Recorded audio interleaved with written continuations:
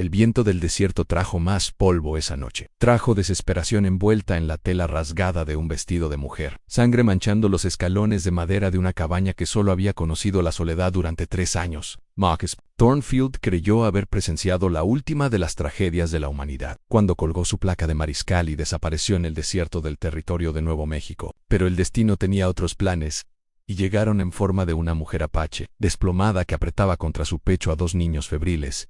Lo que sucedió después desafiaría todas las creencias de Marcus sobre el deber, la redención y el precio de elegir cuidar a los demás en un mundo que le había enseñado que cuidar solo conducía a la pérdida. Algunas promesas se susurran en la desesperación, otras se forjan en los momentos de tranquilidad en los que un hombre decide quién quiere. Sí, esta es la historia de ambos. Antes de volver al tema, cuéntanos desde dónde nos estás sintonizando. Y si esta historia te conmueve, asegúrate de estar suscrito porque mañana tengo algo muy especial guardado para ti.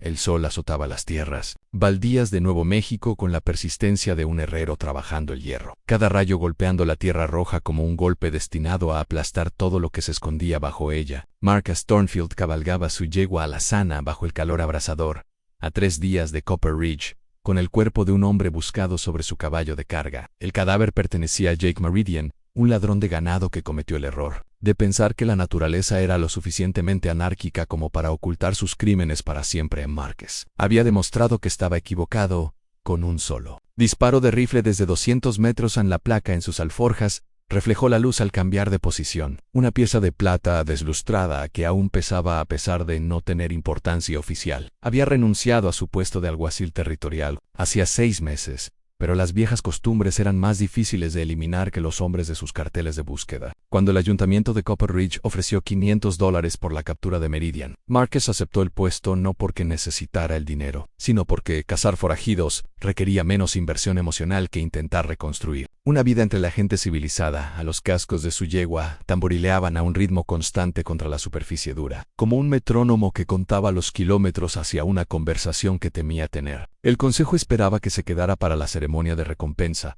que les estrechara la mano y aceptara su gratitud como un auténtico héroe que regresa de la batalla. Probablemente le ofrecerían de vuelta su antiguo trabajo con una placa recién pulida y promesas de apoyo comunitario. Marcus no tenía intención de aceptar ninguna de las dos cosas. En la cabaña que había construido en las faldas de sangre de Cristo lo esperaba como un refugio contra las expectativas en 3 habitaciones, una chimenea de piedra y suficiente distancia del vecino más cercano para asegurar que su soledad se mantuviera intacta. Había elegido el lugar específicamente por su aislamiento, un lugar donde los errores de su pasado no pudieran seguirlo ni el peso de los problemas ajenos pudiera alcanzarlo. En el cuerpo de Meridian había empezado a oler mal a pesar del aire fresco de la montaña. Marcus lo había envuelto en una lona y lo había atado firmemente. Pero la muerte tenía su propio horario y no se dejaría apresurar por conveniencia. Cuanto antes entregara su carga y cobrara su pago, antes podría regresar al bendito vacío de su exilio autoimpuesto. El sendero serpenteaba hacia arriba, entre bosques de pino ponderosa y álamo temblón, cuyas hojas susurraban secretos que el viento se llevaba antes de que pudieran ser comprendidos. Marcus había aprendido a apreciar estas conversaciones sin palabras, encontrando más honestidad en el susurro de las ramas que en la mayoría de las conversaciones humanas. Los árboles no mentían,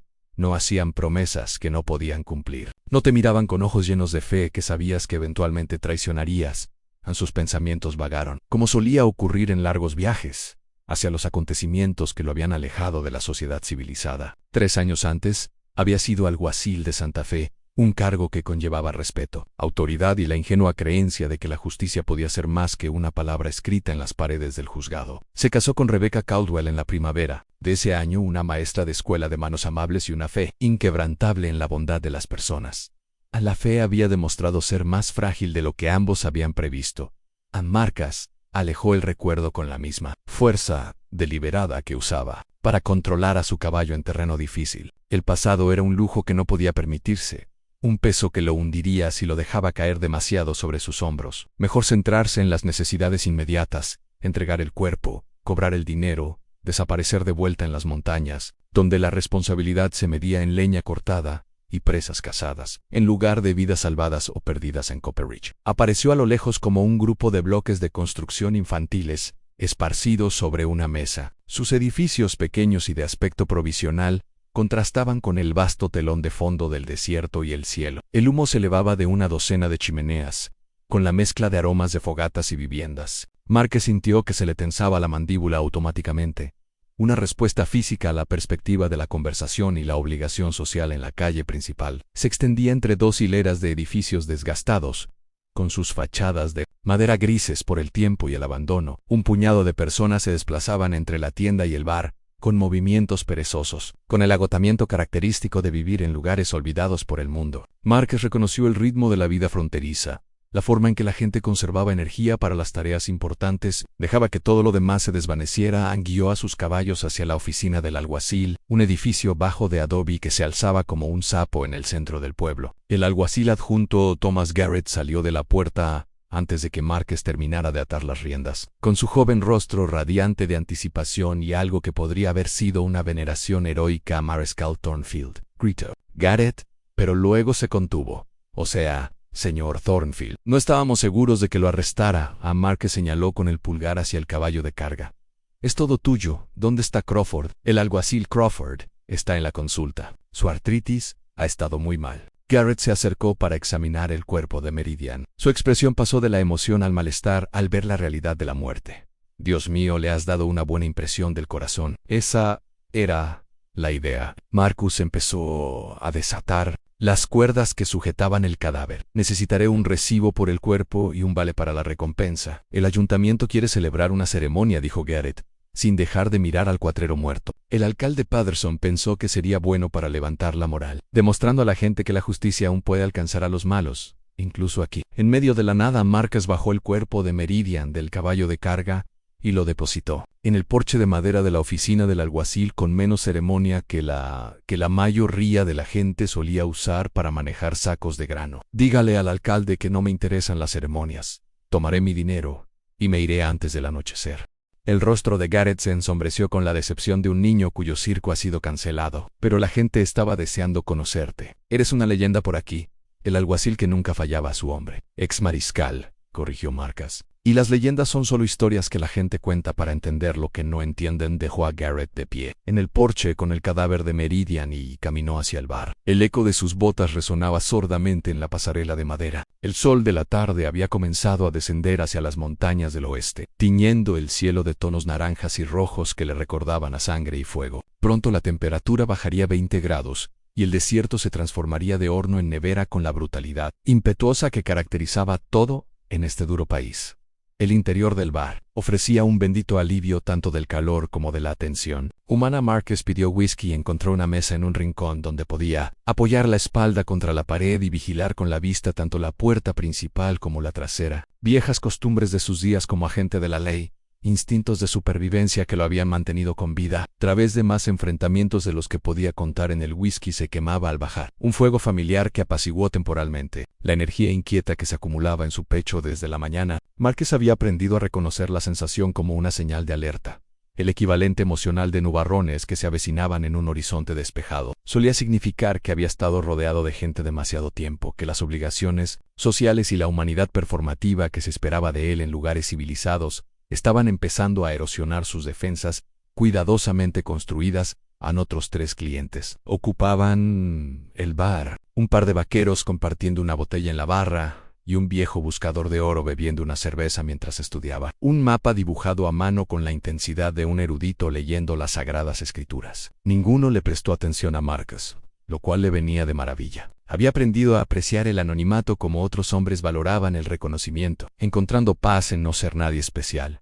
El whisky desapareció más rápido de lo que pretendía. Su ausencia lo dejó con una sensación de vacío en lugar. Tyrrell. Márquez le pidió al camarero que se lo rellenara, pero lo pensó mejor y levantó 2 dedos. Si iba a beber, más le valía hacerlo bien. El viaje de vuelta a su camarote le llevaría 3 horas, y había aprendido por experiencia que viajar era más fácil cuando las agudezas de la conciencia se habían suavizado lo suficiente. A través de la sucia ventana del bar, observó al agente Garrett dirigiendo a 2 hombres que subían el cuerpo de Meridian a una carreta. El enterrador había llegado, un hombre delgado con traje negro que se movía con la experta eficiencia de alguien acostumbrado a los horarios irregulares de la muerte. Pronto el cadáver sería medido, fotografiado para los registros municipales y enterrado en el cementerio reservado para criminales y desconocidos. Marcus no sintió satisfacción al verlo, ni una sensación de justicia ni de deber cumplido. Meridian había sido un problema que necesitaba solución, nada más complicado que una cerca rota que remendar, o un animal enfermo que sacrificar. El peso moral que otros parecían atribuir a tales acciones le pareció innecesariamente dramático, una forma de hacer que una simple necesidad pareciera profunda. El segundo whisky le cayó más suave que el primero, y Marcus se permitió considerar la posibilidad de un tercero. No tenía ningún lugar urgente que visitar, ningún horario que cumplir más allá de sus propias preferencias. La cabaña lo esperaría tanto si llegaba al atardecer como a medianoche, con sus habitaciones frías y silenciosas, y afortunadamente libres de las complicaciones que parecían multiplicarse cuando los seres humanos se reunían en grupos mayores. Un alboroto afuera interrumpió su contemplación, voces alzadas, excitadas o alarmadas, el sonido de pies corriendo sobre tablones de madera, el crujido del cuero y el tintineo de las espuelas, sugiriendo que alguien llegaba apresuradamente. Marcus miró por la ventana, pero desde su posición no pudo ver el origen del alboroto. La puerta del bar se abrió de golpe, dejando entrar al agente Garrett, con el sombrero torcido y el rostro enrojecido por el esfuerzo. Recorrió la sala con la mirada hasta encontrar a Marcus, y luego se acercó. Con la urgencia de quien trae noticias importantes, señor Thornfield, añadió Garrett, necesitamos su ayuda. Ha habido problemas en el rancho Hernández, a unos 25 kilómetros al sureste de aquí. Unos apaches los atacaron anoche, mataron a Miguel y a sus 2 hijos mayores y se llevaron la mayoría de los caballos. Marcus dejó su vaso de whisky. Con cuidado, ya no soy alguacil, Garrett. Esa es la jurisdicción de Crawford. El alguacil Crawford no está en condiciones de cabalgar 15 millas, no con la artritis tan aguda. E incluso si pudiera hacer el viaje, no es precisamente lo que se llamaría un hombre de guerra. Garrett se inclinó hacia adelante, bajando la voz a un susurro urgente. Tienen a María Hernández y a su hijita encerradas en el sótano. Tiene demasiado miedo de salir. ¿Cree que los apaches podrían seguir por la zona? Envía un mensaje al gobernador territorial. Solicita asistencia militar de Fort Union. Marcus volvió a levantar su copa, esperando que el gesto marcara el final de la conversación. Garrett no captó la indirecta. Eso podría llevar una semana, quizá más. Y hay algo más. Hizo una pausa, mirando alrededor del bar como si buscara a alguien fisgoneando. Las huellas sugieren que no fue una incursión al azar. Alguien los guió hasta el rancho, alguien que conocía las rutinas de Miguel, que sabía cuándo los jornaleros estarían en el pueblo a buscar provisiones. A pesar de su determinación de no involucrarse, Marcus sintió que sus instintos profesionales se despertaban. Estás hablando de un cómplice blanco. Tiene que serlo. Los apaches conocen el país, pero no saben qué rancheros guardan su dinero en casa o en el banco. No saben qué familias tienen niños pequeños que merezcan ser esclavizados. La voz de Garrett transmitía la ira frustrada de un hombre que observa cómo se desarrolla una injusticia que supera su capacidad de detenerla. Esto fue planeado, organizado, y si no encontramos al responsable, volverá a ocurrir. Marcus apuró su whisky y se levantó. Su decisión no se debía a una convicción moral, sino a una necesidad práctica. Hacía tiempo que había aprendido que algunos problemas te seguían a casa si no los afrontabas bien la primera vez. Era mejor gestionar la situación ahora, mientras seguía siendo competencia de otro, que esperar a que se convirtiera en su problema más adelante. Preparar y narrar esta historia nos llevó mucho tiempo, así que si la disfrutan, suscríbanse a nuestro canal. ¿Significa mucho para nosotros? Volvamos a la historia. Necesitaré provisiones, dijo. Munición fresca, provisiones para 3 días, grano para mis caballos. El rostro de Garrett se iluminó de alivio y gratitud. El ayuntamiento cubrirá todos los gastos, además de su tarifa habitual por el rastreo y la recuperación. Ya no tengo una tarifa habitual. Marcus se dirigió a la puerta, ya calculando la logística de la persecución. Pero me conformo con $200 y la promesa de que mi nombre no aparecerá en ningún informe oficial. Listo, dijo Garrett, apresurándose para seguirle el paso. ¿Cuándo puedes irte? Marcus se detuvo en el umbral del bar, observando las sombras que se extendían por la polvorienta calle de Copper Ridge, en algún lugar del desierto. Más allá del frágil perímetro del pueblo, unos asesinos se movían con caballos robados y la confianza que les daba creerse fuera del alcance. La idea debería haberlo llenado de justa ira, con el ansia de caza que una vez definió su propósito en la vida. En cambio, solo sentía la resignación cansada de quien había descubierto que algunas responsabilidades eran ineludibles. Por mucho que corriera o con cuánto cuidado construyera sus muros, la insignia en sus alforjas quizá no tuviera ningún valor oficial, pero las habilidades e instintos que la habían ganado seguían tan agudizados como siempre, listos para ser utilizados. Quisiera, no, salgo al amanecer, le dijo Garrett. Ten los suministros listos para el amanecer, y asegúrate de que María Hernández sepa que voy. No quiero que me dispare cuando llegue a ayudar mientras caminaba hacia el establo para encargarse del cuidado de sus caballos. Márquez se vio reflejado en el escaparate de la tienda. El rostro que lo miraba pertenecía a un hombre que había intentado alejarse de su pasado y había descubierto que algunas cosas eran ineludibles. El desierto podía ser lo suficientemente vasto como para ocultar los errores de un hombre, pero no lo suficiente como para permitirle escapar de quien siempre había sido bajo los cuidadosos disfraces del retiro y la soledad. Manana volvería a enfrentarse al peligro, no porque quisiera ser un héroe, sino porque la alternativa era dejar que gente inocente sufriera por su deseo de no involucrarse. No era la justicia lo que lo motivaba, ni el deber, ni ninguno de los nobles sentimientos que la gente solía asociar a tales acciones. Era simplemente el reconocimiento de que algunos precios eran demasiado altos, incluso por el lujo de ser de hellado. Solao el amanecer llegó con la claridad frágil que solo existía a gran altura, donde el aire enrarecido no podía suavizar los bordes ásperos de la luz contra la piedra. Márquez ensilló su yegua alazana en la oscuridad previa al amanecer, con movimientos automáticos tras años de práctica. Las provisiones que Garrett le había prometido esperaban en bultos ordenados junto al establo en cecina: galletas duras, munición para su Winchester y grano suficiente para 3 días de dura cabalgata en el rancho. Hernández se encontraba a 25 kilómetros al sureste, a través de un terreno que pasaba del bosque de pinos al matorral desértico, un viaje que normalmente tomaría 4 horas a paso constante. Pero Márquez no planeaba viajar a un ritmo constante. Las huellas tendrían casi 2 días para cuando llegara al rancho, y cada hora que pasaba las hacía más difíciles de seguir. La velocidad importaba más que la comodidad cuando perseguías asesinos por un terreno que ellos conocían mejor que tú. Llegó al rancho cuando el sol se asentaba sobre los picos orientales. Sus rayos revelaban la devastación que denotaba una planificación cuidadosa, en lugar de violencia aleatoria. La casa principal aún humeaba, con sus paredes de adobe ennegrecidas pero intactas, mientras que el techo de madera se había derrumbado hacia adentro como las costillas rotas de un animal enorme. El granero se había quemado por completo, dejando solo los cimientos de piedra y las bisagras de hierro de las puertas, que ya no existían.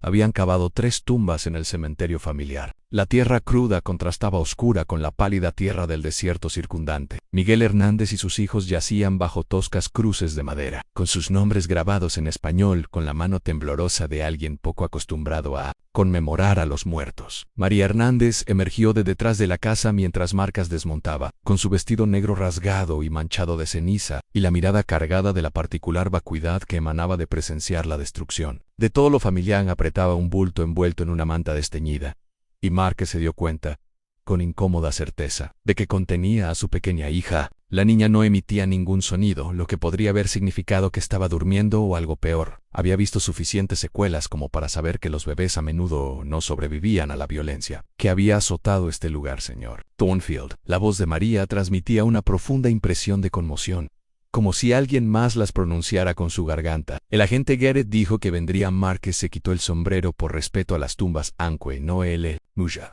Lamento su pérdida, señora. Sé que es difícil, pero necesito examinar la escena mientras las pruebas sean legibles. Ella asintió sin parecer oírlo, con la atención fija en algo más allá de su hombro. Márquez se giró para seguir su mirada y vio una nube de polvo que se elevaba desde el sendero oriental, moviéndose demasiado rápido para ser amigable. Su mano se dirigió instintivamente a su colt, mientras contaba a los jinetes. 4 hombres que forzaban a sus caballos más de lo que el terreno permitía a los jinetes, se fueron convirtiendo en siluetas familiares. A medida que se acercaban, el agente Garrett lideraba a 3 civiles que Márquez no reconoció. Los 4 hombres tenían la expresión sombría de una cuadrilla que ya había decidido su curso de acción, sin importar lo que sugiriera la evidencia. Márquez sintió un nudo en el estómago con el miedo profesional que produce ver a aficionados tomar las riendas de situaciones que no comprenden.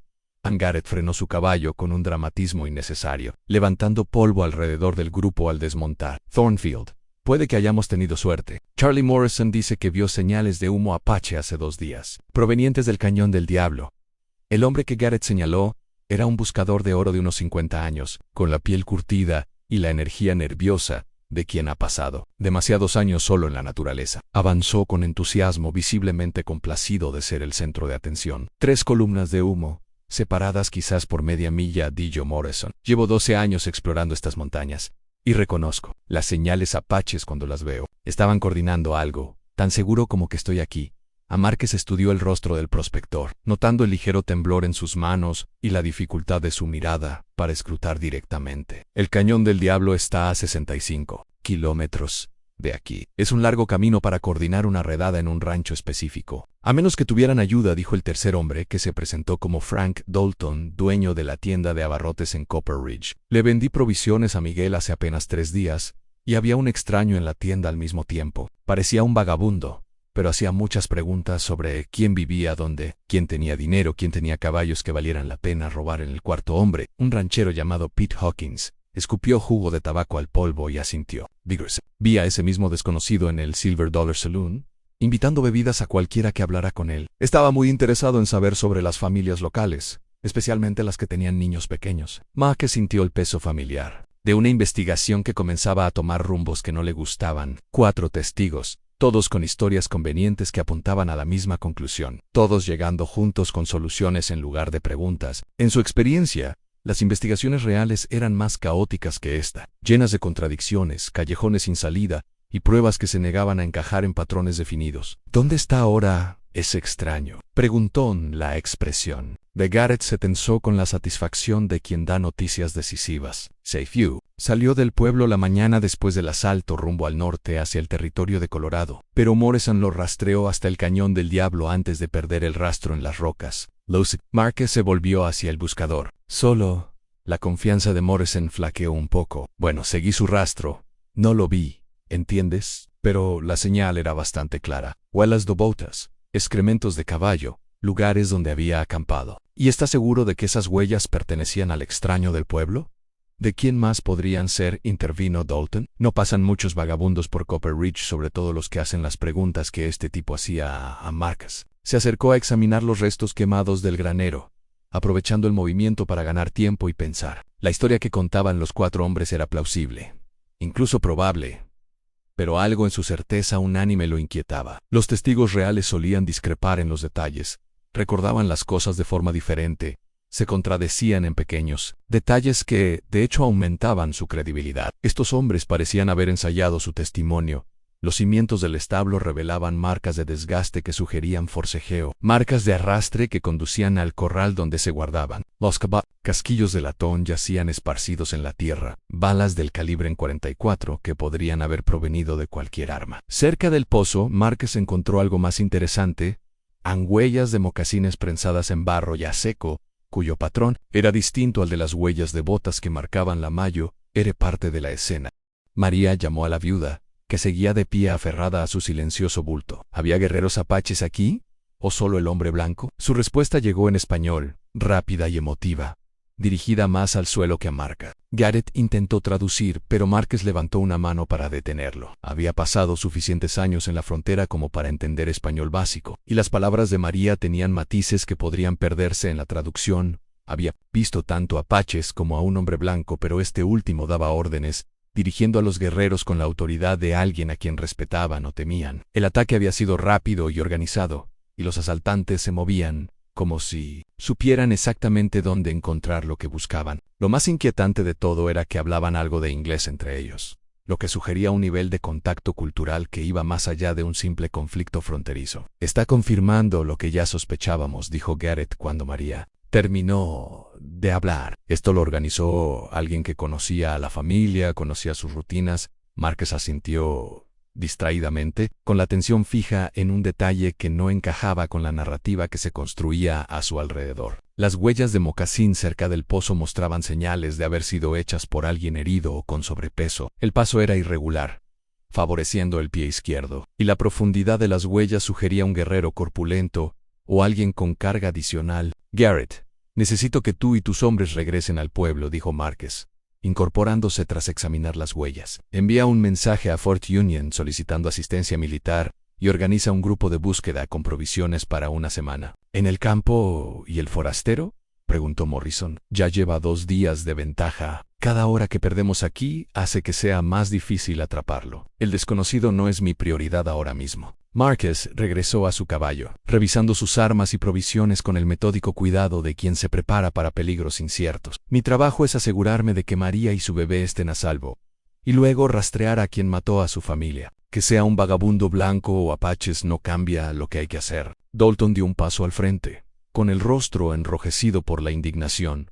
¿Vas a dejar que se escape? ¿Un hombre blanco que traicionó a su propia gente con indios salvajes? Las palabras flotaban en el aire como humo de pistola, con implicaciones que Márquez reconoció de demasiadas conversaciones similares a lo largo de su carrera. Había aprendido a identificar la particular combinación de miedo y odio que impulsaba a los hombres a buscar explicaciones simples para problemas complejos, el deseo de encontrar villanos con una apariencia lo suficientemente diferente, como para que la rectitud se sintiera cómoda. Voy a seguir la evidencia a donde sea que me lleve, dijo Márquez con cuidado. Si eso me lleva a un vagabundo blanco, bien. Si me lleva a una partida de guerra apache, bien. Si me lleva a otro lugar, también está bien. En Hawkins volvió a escupir, con un gesto que denotaba más desprecio del que su boca manchada de tabaco podía contener. Me parece que te has ablandado, Thornfield. Hubo un tiempo en que un hombre que ayudaba a los indios a matar blancos estaría colgado de un árbol al atardecer. Hubo un tiempo, muchas cosas, respondió Márquez,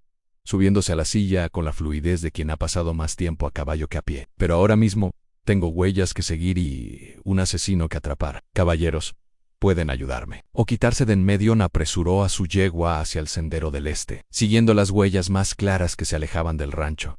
Tras él, oía a los 4 hombres discutiendo entre sí. Sus voces transmitían la ira frustrada de quienes esperaban un acuerdo rápido y soluciones sencillas. María Hernández gritó algo en español que podría haber sido una bendición o una advertencia. Márquez no supo distinguir cuál, y no estaba seguro de que importara.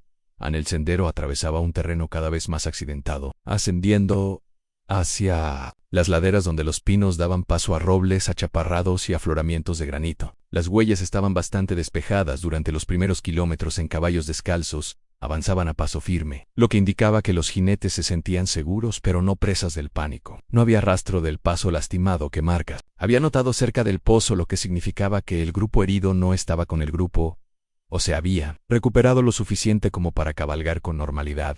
Tras 2 horas de ascenso constante, el sendero se dividió. El grupo principal de jinetes había continuado hacia el noreste, rumbo al Cañón del Diablo, siguiendo la ruta que Morrison afirmaba haber rastreado. Pero un grupo más pequeño, quizás 2 caballos, se había separado hacia el sur, tomando un camino más difícil a través de un terreno que los ocultaría de cualquier persecución.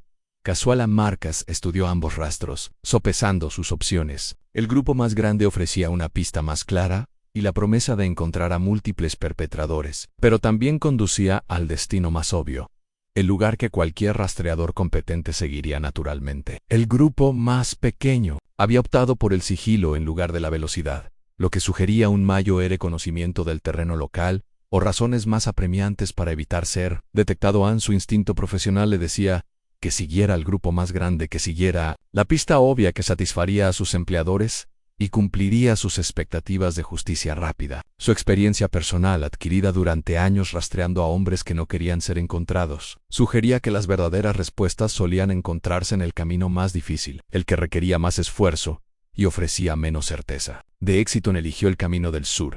El sendero serpenteaba por un territorio cada vez más inhóspito, donde el desierto comenzaba a recuperar territorio que la escorrentía montañosa había hecho habitable brevemente. Cactus y mezquites reemplazaron a pinos y álamos, y el aire se enrareció a pesar de la disminución de la altitud. Márquez tuvo que desmontar con frecuencia para leer las señales en el suelo rocoso, siguiendo rastros tan sutiles que podrían haber sido accidentes del clima, en lugar de un paso deliberado a Mejía o Target. El sendero lo condujo a un estrecho cañón, cuyas paredes se alzaban como las páginas de un libro de piedra, con sus capas registrando el tiempo geológico en tonos rojizos y grises. El agua había excavado el paso durante milenios, dejando tras de sí un suelo de arena suave salpicado, de charcas que reflejaban la franja de cielo visible a lo lejos. Era el tipo de lugar donde el sonido viajaba de forma extraña, donde un susurro podía resonar durante minutos, mientras que un grito podía ser absorbido por completo por la piedra. Los caballos que seguía se habían detenido allí para descansar. White Beaver Agua. Sus huellas rodeaban uno de los estanques más grandes, y Márquez encontró indicios de un breve campamento, los restos de una pequeña fogata, cuidados aumenches chinguidao, y trozos de tela que podrían haber servido como vendajes. Alguien del grupo estaba definitivamente herido, y la lesión era lo suficientemente grave como para requerir atención regular. Mientras Márquez se arrodillaba para examinar los restos de vendaje con más atención, oyó algo que le heló la sangre. el débil llanto de un bebé humano, que resonaba en las paredes del cañón con una distorsión que impedía determinar la dirección o la distancia. Desenfundó su Colt y apoyó la espalda contra la pared rocosa más cercana, esforzándose por localizar el origen del sonido. El grito se escuchó de nuevo, más cerca esta vez. Acompañado del suave sonido de pasos sobre la arena, Márquez dobló, con cuidado, una curva en la pared del cañón, y vio algo que desafiaba todas sus suposiciones. Sabrá el caso. Una mujer apache que se tambaleaba hacia él, con su vestido tradicional desgarrado y ensangrentado, su largo cabello negro enmarañado, con polvo y lo que parecía sangre seca. Llevaba 2 bultos envueltos en mantas desteñidas, y ambos bultos se movían con el movimiento inquieto de niños vivos.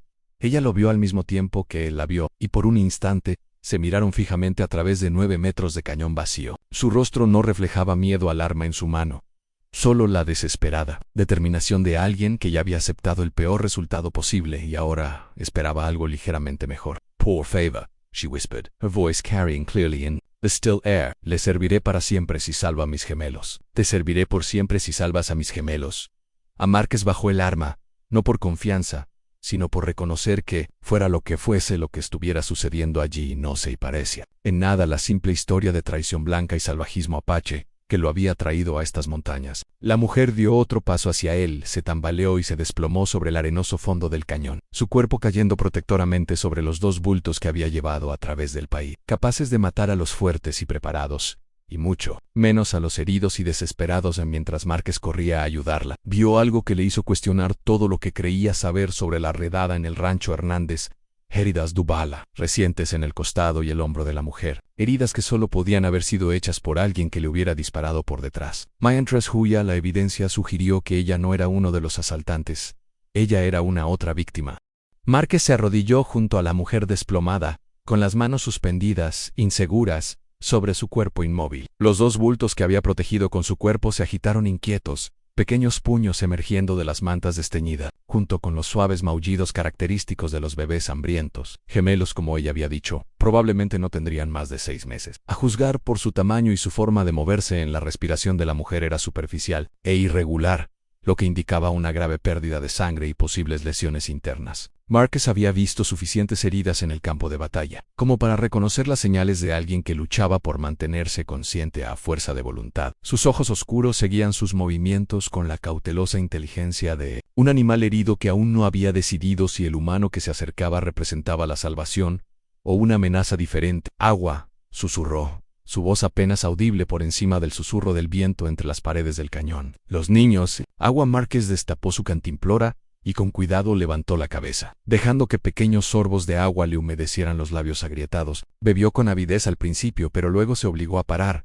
volviendo su atención de inmediato a los bebés que lloraban a su lado. Con movimientos que denotaban un instinto maternal que superaba el dolor físico, los acercó a su pecho y comenzó a mecerlos suavemente. "No están heridos", observó Márquez, examinando a los bebés en busca de lesiones evidentes. Ambos niños parecían sanos a pesar de su terrible experiencia, con la piel enrojecida por la indignación propia de los más pequeños cuando se les interrumpe la rutina. "¿Cuánto tiempo llevas con ellos?". La mujer lo miró con una confusión, que podría haber sido lingüística o simplemente resultado de la pérdida de sangre y el agotamiento. Márquez lo intentó de nuevo en español. Su pronunciación era áspera, pero adecuada para una comunicación básica. Ella respondió con un torrente de palabras demasiado rápido para que él pudiera seguirlas por completo, pero captó los detalles esenciales en 3 días de caminata, escondidos durante el día siguiendo senderos de caza y lechos de arroyos secos para evitar dejar huellas que pudieran seguirse.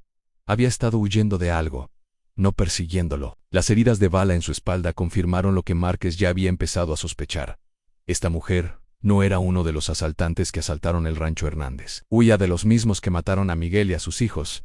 "¿Quién te disparó?", Márquez asked. "Who shot you?". Su respuesta fue una mezcla de español y lo que él supuso que era apache, y su voz se hacía más fuerte a medida que hablaba. Márquez captó referencias a hombres blancos y soldados, junto con gestos hacia el norte que sugerían que sus atacantes venían del fuerte. Viajaba con un grupo más grande cuando fueron emboscados y escapó con los gemelos mientras otros luchaban y morían para ganar tiempo. La situación táctica se aclaró a medida que Márquez procesaba su historia. Alguien había atacado un campamento apache, matando a la mayoría de sus habitantes y dispersando a los supervivientes. Este Mush había huido al sur con los gemelos, probablemente con la esperanza de reunirse con familiares o aliados en México. El mismo grupo que había asaltado el rancho Hernández había estado buscando supervivientes, eliminando sistemáticamente a los testigos de lo que realmente hubiera sucedido en las montañas. San Márquez sintió la familiar opresión en el pecho, que le producía reconocer una conspiración más grande y compleja que la simple narrativa que sus jefes querían creer. Multiples attacks, coordinación en el momento oportuno, la eliminación sistemática de testigos. Esto no era violencia. Fronteriza alguien estaba orquestando los acontecimientos con la precisión de una campaña militar, y habían tenido cuidado de encontrar explicaciones alternativas plausibles para sus acciones. A los gemelos se habían calmado gracias a los cuidados de su madre. Pero Márquez comprendió que no permanecerían tranquilos por mucho tiempo sin una alimentación adecuada. La mujer claramente no estaba en condiciones de mamar, incluso si su cuerpo aún producía leche tras 3 días de deshidratación y pérdida de sangre. Necesitaba llevarlos a los 3 a un lugar seguro, pero la seguridad representaba un problema complejo cuando las autoridades locales podían ser cómplices de lo que estuviera sucediendo. ¿Cómo te llamas? He asked. What's your name? Ayana respondió, y luego señaló a los gemelos uno por uno. Takoda Quinta Márquez archivó los nombres junto con la creciente lista de detalles que no encajaban con la historia oficial. Nombres apaches para niños apaches, pero los rasgos y el color de la piel de la mujer sugerían una ascendencia mixta. Su español era demasiado fluido para alguien criado exclusivamente en una cultura tribal, y su vestimenta, aunque evidentemente de estilo nativo americano, incorporaba elementos que indicaban contacto con comunidades mexicanas o anglosajonas, una decisión que habría sorprendido a sus antiguos colegas de las fuerzas del orden. En lugar de intentar transportar a la mujer herida de vuelta a Copper Ridge, para que recibiera atención médica, establecería un campamento temporal en el cañón y la cuidaría él mismo. Las razones eran en parte prácticas. Estaba demasiado débil para viajar lejos sin arriesgar su vida, pero sobre todo estratégicas. Necesitaba tiempo para comprender lo que realmente estaba sucediendo antes de tomar cualquier medida que pudiera empeorar la situación.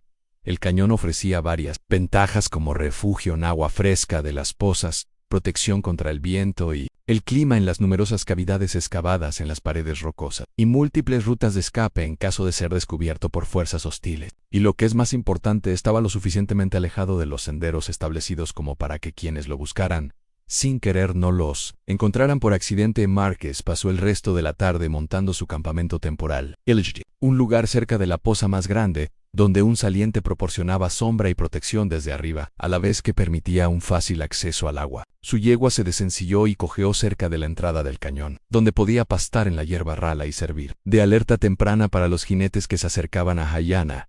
Observaba sus preparativos con la atención de quien evalúa posibles amenazas y aliados. Hablaba poco, reservando sus fuerzas para la tarea esencial de cuidar a los gemelos, pero Márquez sentía que lo evaluaba con un criterio interno. La confianza tendría que ganarse con hechos, no con palabras, sobre todo teniendo en cuenta lo que aparentemente había vivido a manos de otros hombres blancos. Los gemelos representaban un desafío más inmediato. Ambos niños tenían hambre, y el estado de su madre dificultaba, si no imposibilitaba, la lactancia. Márquez no tenía experiencia en el cuidado infantil, pero había visto suficientes familias de la frontera como para comprender lo básico. Los bebés necesitaban leche, calor y limpieza regular, aproximadamente en ese orden de importancia. El problema de la leche resultó sorprendentemente solucionable. Sus raciones para el camino incluían leche condensada enlatada para el café, y había traído suficiente azúcar para que fuera agradable al gusto al mezclarla con agua de las pozas del cañón. Los gemelos se opusieron enérgicamente a la improvisada alimentación, pero el hambre finalmente venció sus preferencias por las rutinas habituales. La alimentación trajo consigo las inevitables consecuencias de la limpieza, lo que a su vez requería telas lavables y reutilizables. Márquez se encontró arrancando tiras de su camisa de repuesto mientras se preguntaba cómo las mujeres de la frontera lograban tales tareas sin volverse locas por las constantes demandas de los diminutos e indefensos humanos que expresaban sus necesidades con variaciones de llanto que sonaban idénticas a su oído. Inexperto, Nayan ayudaba cuando podía, moviendo las manos con la naturalidad de una madre, incluso cuando su cuerpo apenas podía mantenerse erguido. Lance, a sostener la cabeza de los bebés durante la alimentación, a distinguir entre el llanto de hambre y el de malestar, a abrigarlos con la suficiente firmeza para que durmieran sin restringir sus movimientos. Su inglés fue aprendiendo poco a poco, con acento pero con claridad, a medida que la necesidad superaba las barreras culturales. ¿Tienes hijos?, preguntó durante uno de los breves periodos en que ambos gemelos dormían simultáneamente. No, respondió Marcus. Y luego se encontró añadiendo detalles que no había planeado compartir. Estuve casado una vez. Hablamos de tener hijos, pero dejó que la frase se apagara, sin querer seguir ese recuerdo en particular hasta el final. Aiyana asintió con la comprensión de quien ha aprendido a no indagar en temas delicados sin invitación. En cambio, señaló su placa, que había dejado visible en el cinturón de su pistola al quitarse la chaqueta para trabajar con más libertad.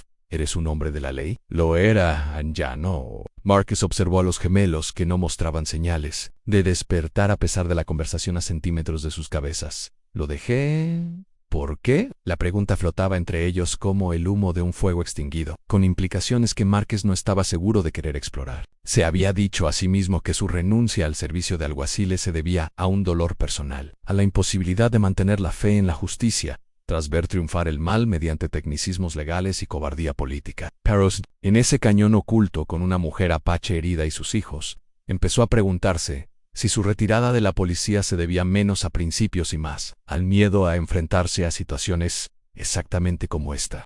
Es una larga historia, dijo finalmente. Quizás te la cuente algún día, cuando no estemos escondiéndonos de los asesinos. A la noche transcurrió por turnos, con Marcus vigilando mientras Aiyana descansaba y atendía a los gemelos cuando se despertaban para comer. Las paredes del cañón bloqueaban la mayor parte de la luz de las estrellas, creando una oscuridad tan completa que el oído se convirtió en el sentido principal para observar su entorno. La sinfonía nocturna del desierto, compuesta por insectos, pequeños mamíferos y búhos cazadores, proporcionaba un camuflaje natural para cualquier conversación. Pero ambos adultos mantenían la voz baja por precaución instintiva. Durante uno de los periodos de calma entre ciclos de alimentación, Aiyana le contó más sobre su historia. Había estado viviendo con sus hijos en un pequeño asentamiento apache en las montañas, al norte del Cañón del Diablo, parte de una tribu que mantenía relaciones pacíficas con las autoridades territoriales mediante una serie de acuerdos informales que los mantenían fuera de la reserva y evitaban conflictos con los colonos blancos. El acuerdo había funcionado durante varios años, permitiendo que ambas partes coexistieran sin la violencia que caracterizaba las relaciones apache anglosajonas en otras partes del territorio. Pero algo había cambiado recientemente, algún cambio de política o de personal que hizo que su existencia pacífica se volviera repentinamente inaceptable para alguien con el poder de hacer algo al respecto. El ataque se produjo al amanecer de hacía 3 días, con soldados uniformados, acompañados de voluntarios civiles, que parecían saber exactamente dónde encontrar el campamento oculto, sin previo aviso, sin intento de negociación. Solo una masacre sistemática seguida de la quema de todo lo que no se pudiera llevar. Aiyana había escapado con las gemelas solo porque estaba recogiendo leña cuando comenzó el tiroteo, y se había escondido entre las rocas hasta que los atacantes se dirigieron a otros objetivos. Se llevaron a las jóvenes, dijo, con la voz apagada, con el entumecimiento emocional que a veces sigue a una pérdida traumática, a las que sobrevivieron al tiroteo. Las ataron con cuerdas como si fueran animales y las subieron a carretas. Con las demás cosas que querían conservar en Marcus, sintió que se le tensaba la mandíbula con una ira familiar. La misma rabia fría que lo había impulsado durante años a perseguir a hombres que se aprovechaban de los indefensos. La esclavitud podía estar oficialmente abolida, pero la demanda de trabajo no remunerado garantizaba que las mentes creativas siempre encontraran maneras de adquirir propiedad humana mediante la violencia y la ficción legal. ¿Cuántas mujeres? Sí es. Pues así. Jóvenes, en su mayoría, con edad suficiente para trabajar, pero lo suficientemente jóvenes para romperse. Hizo una pausa, eligiendo las palabras con cuidado. Se los venderán a hombres que no pregunten de dónde vienen. El alcance de la empresa criminal se hacía más evidente con cada detalle. Redadas organizadas disfrazadas de operaciones militares, eliminación sistemática de testigos, tráfico de personas justificado por prejuicios raciales e indiferencia oficial. Alguien dirigía una sofisticada operación con la protección de las autoridades territoriales, posiblemente incluyendo la guarnición militar de Fort Union.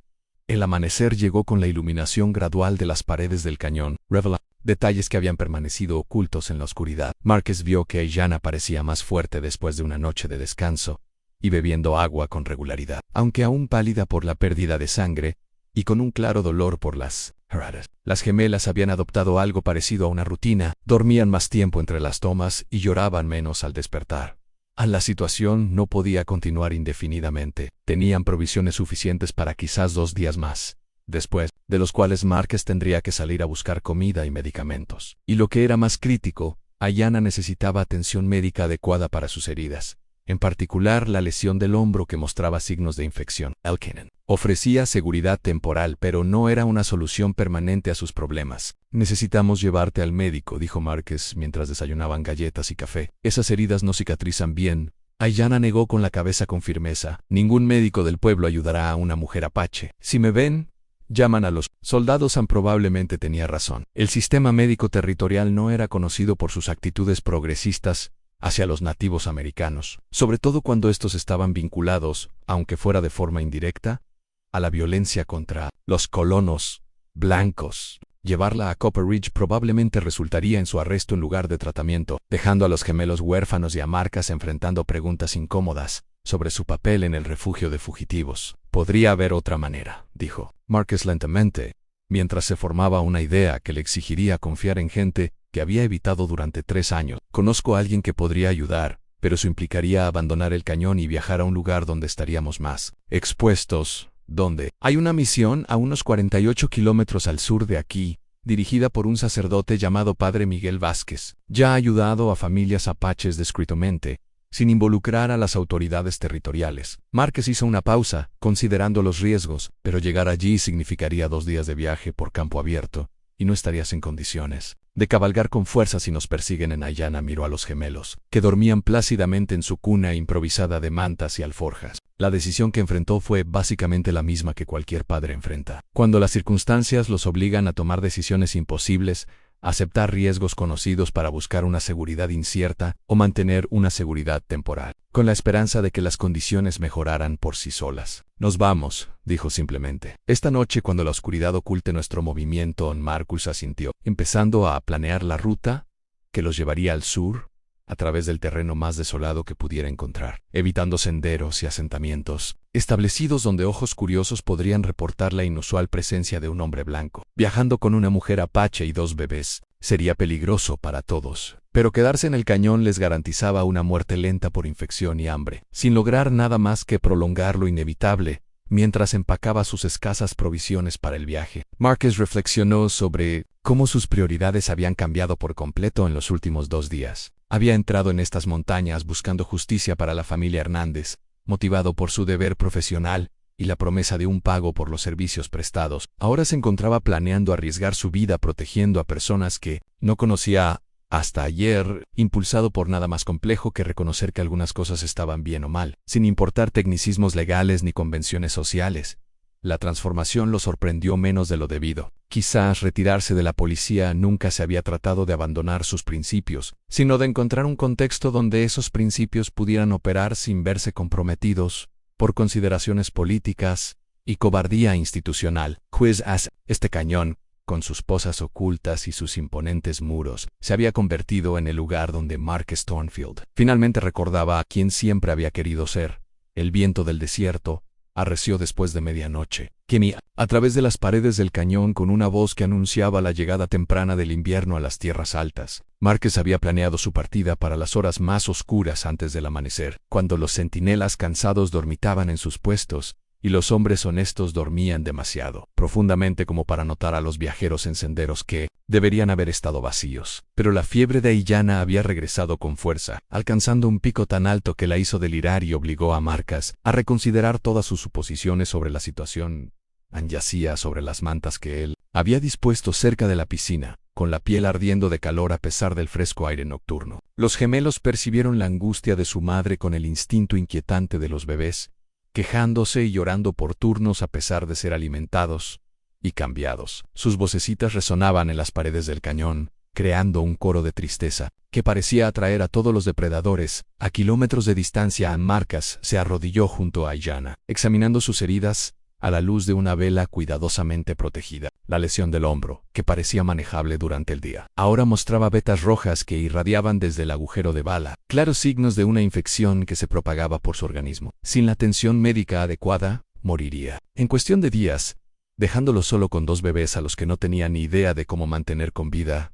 Ayanna dijo en voz baja, tocándole la frente para medir la intensidad de la fiebre. ¿Me oyes? Abrió los ojos, pero su atención se desvió como si viera cosas que no existían. Habló en apache, con una voz urgente, con un mensaje que él no pudo entender. Luego, cambiando al español, dijo, Los soldados vienen por los niños. Marcus miró hacia la entrada del cañón, aguzando el oído para oír cualquier sonido que pudiera indicar la llegada de jinetes. El viento dificultaba distinguir entre sonidos naturales y posibles amenazas, pero había aprendido a confiar en el instinto de quienes, para sobrevivir, habían reconocido el peligro antes de que se hiciera evidente. Si Ayanna creía que se acercaban soldados, debía tomarse la posibilidad en serio, incluso si la fiebre la había alucinado. ¿Cuántos soldados?, preguntó en español, con la esperanza de mantenerla centrada en la realidad. ¿Cuántos soldados? Muchos, susurró, con el hombre que les paga, el que quiere a las mujeres para sus clientes. Le costó encontrar la palabra en inglés, pero se rindió y continuó en español. Nos colecciona como caballos, nos doma como caballos, nos vende como caballos. En la fiebre podría estar afectando su juicio, pero sus palabras transmitían un aire de conocimiento específico, no de delirio general. Alguien, en efecto, dirigía una operación sistemática para adquirir mujeres indígenas americanas, para venderlas a compradores que no preguntaban sobre su anterior propiedad. Las redadas militares encubrían lo que era esencialmente un secuestro, a gran escala, con informes oficiales que describían la captura de indios hostiles. En lugar del rapto de mujeres y niños no combatientes, un nuevo sonido atravesó el viento, distante pero inconfundible, el tintineo de las cadenas y el ritmo de varios caballos moviéndose a paso controlado. Marcus apagó la vela y se dirigió a la entrada del cañón, donde podía observar el terreno circundante sin exponerse a la vista directa. El sonido se acercaba, sugiriendo que al menos 6 jinetes se acercaban desde el norte por el mismo sendero que había seguido 2 días antes. Los habían encontrado. A Marcus regresó al campamento improvisado, pensando a toda velocidad en opciones, cada vez más desesperadas. Ayanna no estaba en condiciones de viajar, sobre todo al ritmo necesario para superar a sus perseguidores, montados por un terreno que conocían mejor que él. Los gemelos retrasarían cualquier intento de escape, imposibilitarían el sigilo con su tendencia a llorar en el momento menos indicado. De pie y luchando, las probabilidades eran mayores que corriendo, pero esas probabilidades seguían inclinando la balanza hacia el desastre. Ayanna, dijo con urgencia, necesito que me escuches. Vienen jinetes, probablemente los mismos, que atacaron tu aldea. Voy a esconderte a ti y a los gemelos en una de las alcobas, y luego intentaré alejarlos de aquí. Ella le agarró la muñeca con una fuerza sorprendente, para alguien que ardía de fiebre. No te rastrearán, hasta aquí a mejor. Hizo una pausa, luchando con palabras o conceptos difíciles de traducir. Mejor hacerles creer que estamos muertos.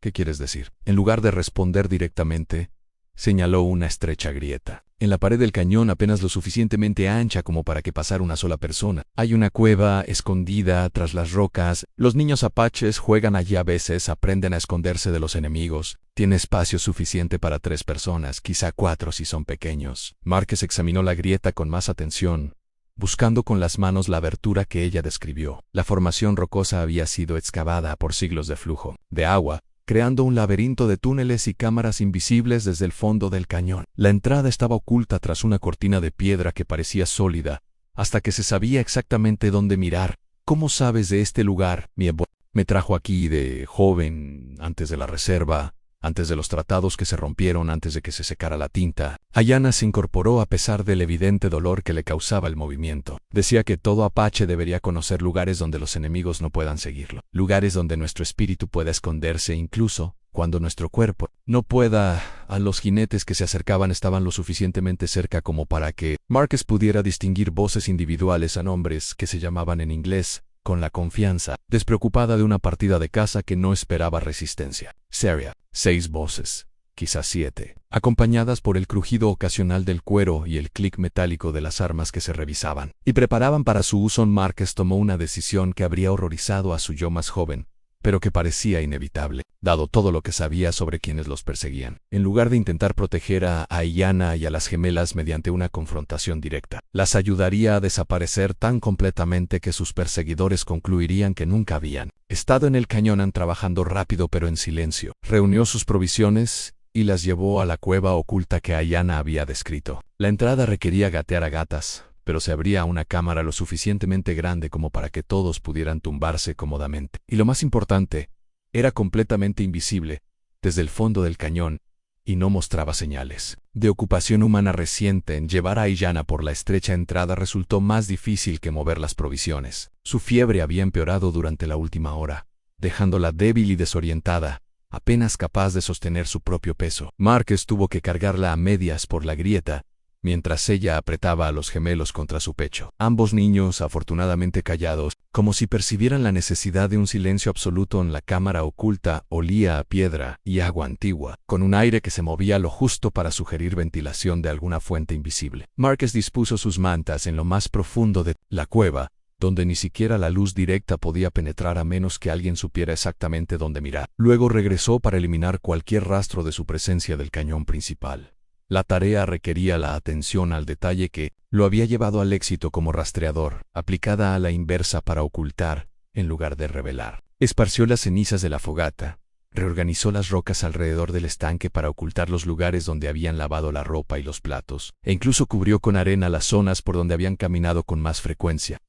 El cañón lucía tan prístino como si ningún humano lo hubiera visitado en años. Los jinetes entraron al cañón, justo cuando Marcus se abría paso por la grieta para unirse a Ayanna y las gemelas en su escondite. A través del estrecho espacio entre las piedras que ocultaban la zona, pudo ver antorchas moviéndose por el fondo del cañón, cuya luz danzaba sobre las paredes en patrones que sugerían una búsqueda sistemática, en lugar de una exploración casual. «Dispérsense», ordenó una voz que Marcus no reconoció, hablando inglés con la autoridad de alguien acostumbrado a dar órdenes. «Revisen cada rincón, cada charca, cada lugar donde puedan haberse escondido. No pueden haber llegado muy lejos». Con una mujer herida y 2 bebés, los buscadores trabajaron metódicamente, y sus linternas revelaron detalles que habían permanecido ocultos en la oscuridad durante las visitas anteriores de Marcus al cañón. Contó 7 hombres, todos armados con rifles de estilo militar y moviéndose con la disciplina de los soldados, en lugar del entusiasmo impulsivo de una patrulla civil. No eran voluntarios locales que respondieran a la presión de la comunidad. Eran profesionales comprometidos con un trabajo que ya habían realizado en muchas ocasiones. Uno de los buscadores se acercó a la grieta donde Marcus y Ayanna se ocultaban, con la linterna en alto, mientras examinaba las formaciones rocosas, en busca de posibles escondites. La luz pasaba centímetros de la entrada oculta, pero la cuidadosa disposición de las piedras y las sombras impedía incluso un escrutinio directo. Tras varios minutos de examen, el buscador se dirigió a otras zonas del cañón. «No hay nada aquí, capitán», informó el buscador. «Si alguna vez estuvieron en este cañón, ya se fueron en». El hombre al que llamaban capitán emergió detrás de una formación rocosa cerca de la poza más grande. Su linterna reveló un rostro que Marcus reconoció con una súbita sorpresa y furor. El capitán James Morrison, exmiembro de la milicia territorial, era buscado por las autoridades federales por malversación de fondos gubernamentales destinados al suministro de reservas indígenas. Morrison había desaparecido hacía 6 meses, justo antes de una orden de arresto, que habría puesto fin a su carrera militar y lo habría enviado a prisión durante al menos 10 años. «Estaban aquí», dijo Morrison con absoluta certeza, examinando los arañazos en las rocas que Marcus esperaba que fueran demasiado sutiles para notarlos. Huellas recientes, indicios de un campamento, evidencia de una ocupación prolongada. «Pero tienes razón. Se han marchado». Hizo una pausa, estudiando las paredes del cañón como si pudieran revelar secretos invisibles a la observación ordinaria. «O siguen aquí, mejor escondidos de lo que esperábamos». Marcus sintió a Ayanna tensarse a su lado en la oscuridad de su escondite. Incluso con la fiebre, reconoció la voz de alguien de sus pesadillas, el hombre que había dado órdenes mientras sus amigos y familiares morían. Una de las gemelas empezó a quejarse, un sonido suave que parecía imposiblemente alto en el reducido espacio de la cueva. Morrison giró la cabeza hacia su escondite con la mirada depredadora de un animal que ha captado el olor de una presa. «¿Oíste eso que oyes, capitán?», sonó como... Morrison se acercó a la grieta, con la linterna a la distancia de un brazo, intentando escudriñar espacios que no deberían haber existido, como el llanto de un bebé. Marcus desenfundó su Colt con cuidado, sabiendo que descubrirlo ahora significaría un tiroteo en un espacio reducido con vidas inocentes en juego. A su lado, Ayanna presionó suavemente su mano sobre la boca del gemelo inquieto, no para silenciarlo, sino para brindarle el consuelo que podría evitar el llanto. Antes de que comenzara, la luz de la antorcha se reflejaba en las rocas, a centímetros de sus rostros, creando un mundo de sombras danzantes y patrones cambiantes que hacían imposible calcular la distancia y la profundidad. Morrison estaba tan cerca que Marcus podía oír su respiración, oler el humo de tabaco que se le pegaba a la ropa y el aceite de cuero que usaba para mantener el cinturón de su pistola. «Solo el viento, capitán», dijo otra voz. «Estos cañones juegan con el sonido, te hacen oír cosas que no existen». Morrison permaneció inmóvil varios segundos más, sus instintos profesionales en conflicto con la necesidad práctica de continuar la búsqueda antes de que el amanecer hiciera evidente su presencia a cualquier observador casual. Finalmente, se apartó de la grieta, aunque su atención seguía fija en la formación rocosa que ocultaba su escondite. Esperaremos, decidió. Si siguen en este cañón, la sed acabará expulsándolos. Establezcan puestos de vigilancia en ambos extremos, rotando cada 2 horas. No fumar, ni hacer ruido innecesario. Si un ratón intenta salir de aquí, quiero saberlo. Los buscadores se dispersaron con la silenciosa eficiencia de quienes ya habían realizado operaciones similares en numerosas ocasiones. Márquez observaba a través de la grieta mientras establecían posiciones ocultas que dominaban las vistas de ambas entradas del cañón, permaneciendo invisibles para cualquiera que intentara salir. Fue un trabajo profesional, bien planificado y ejecutado con maestría. El tipo de trampa que podría mantenerse indefinidamente con los suministros y el personal adecuados estaban completamente rodeados en la oscuridad de la cueva. La fiebre de Ayanna alcanzó un punto crítico que le impidió seguir ocultándose. Su cuerpo temblaba de frío a pesar del calor abrasador de la infección, y le costaba respirar debido a una congestión que indicaba que sus pulmones comenzaban a llenarse. Las gemelas percibieron la angustia de su madre y comenzaron a llorar con el llanto persistente que solo los bebés hambrientos y asustados podían alcanzar. Márquez se enfrentó a la elección que había estado temiendo desde el momento en que los encontró en el cañón a mantener su escondite y ver a Ayanna morir lentamente mientras sus hijos lloraban lo suficientemente fuerte como para atraer a todos los buscadores en kilómetros a la redonda, o revelar su posición en un intento desesperado por conseguir ayuda médica antes de que fuera demasiado tarde. La decisión ya estaba tomada. No podía salvar a nadie viéndolo morir en silencio. Ayanna, susurró. Te voy a sacar de aquí. Anne abrió los ojos con esfuerzo, fijándose en su rostro con la concentración de quien lucha por mantenerse consciente. No te matarán, se llevarán a los niños. Mejor muero aquí, donde mi espíritu puede protegerlos. Nadie morirá bajo mi cuidado, dijo Márquez, con una convicción que lo sorprendió. 3 días atrás estas personas eran desconocidos cuyos problemas no eran su responsabilidad. Ahora la idea de perderlos se sentía como un fracaso personal, una traición a algo que no podía nombrar, pero que se negaba a abandonar. Empezó a trasladar sus provisiones hacia la entrada de la cueva, planeando un intento de escape que se basaría más en un coraje desesperado que en la sabiduría táctica. Los hombres de Morrison podían ser profesionales, pero también confiaban demasiado esperando que su presa permaneciera oculta, en lugar de tomar la ofensiva. A veces, el factor sorpresa valía más que una superioridad numérica y mejores posiciones. Mientras Márquez se preparaba para salir de su escondite, Ayanna extendió la mano y la tomó con sus últimas fuerzas. Prométemelo, susurró. Si algo me pasa, prométeme que cuidarás de ellos. No dejes que se conviertan en esclavos. No dejes que olviden quiénes son. La promesa que ella le pidió era más grande que cualquier cosa que él hubiera hecho desde sus votos matrimoniales, una responsabilidad que transformaría su vida de maneras que ni siquiera podía imaginar. Pero al ver su rostro febril y a los 2 niños pequeños que dependían completamente de adultos que apenas conocían, a Márquez le salió la voz con facilidad. Lo prometo, dijo. Los 3 van a salir adelante fuera de su escondite. Los hombres de Morrison mantenían una vigilancia paciente, confiados en que el tiempo y la necesidad finalmente obligarían a su presa a salir a la luz. No tenían forma de saber que el hombre al que perseguían acababa de tomar una decisión que lo transformaría de un ayudante reticente en un protector decidido, ni que la mujer que creían moribunda acababa de darle una razón para arriesgarlo. Todo por personas que había conocido hacía menos de una semana. A la primera grieta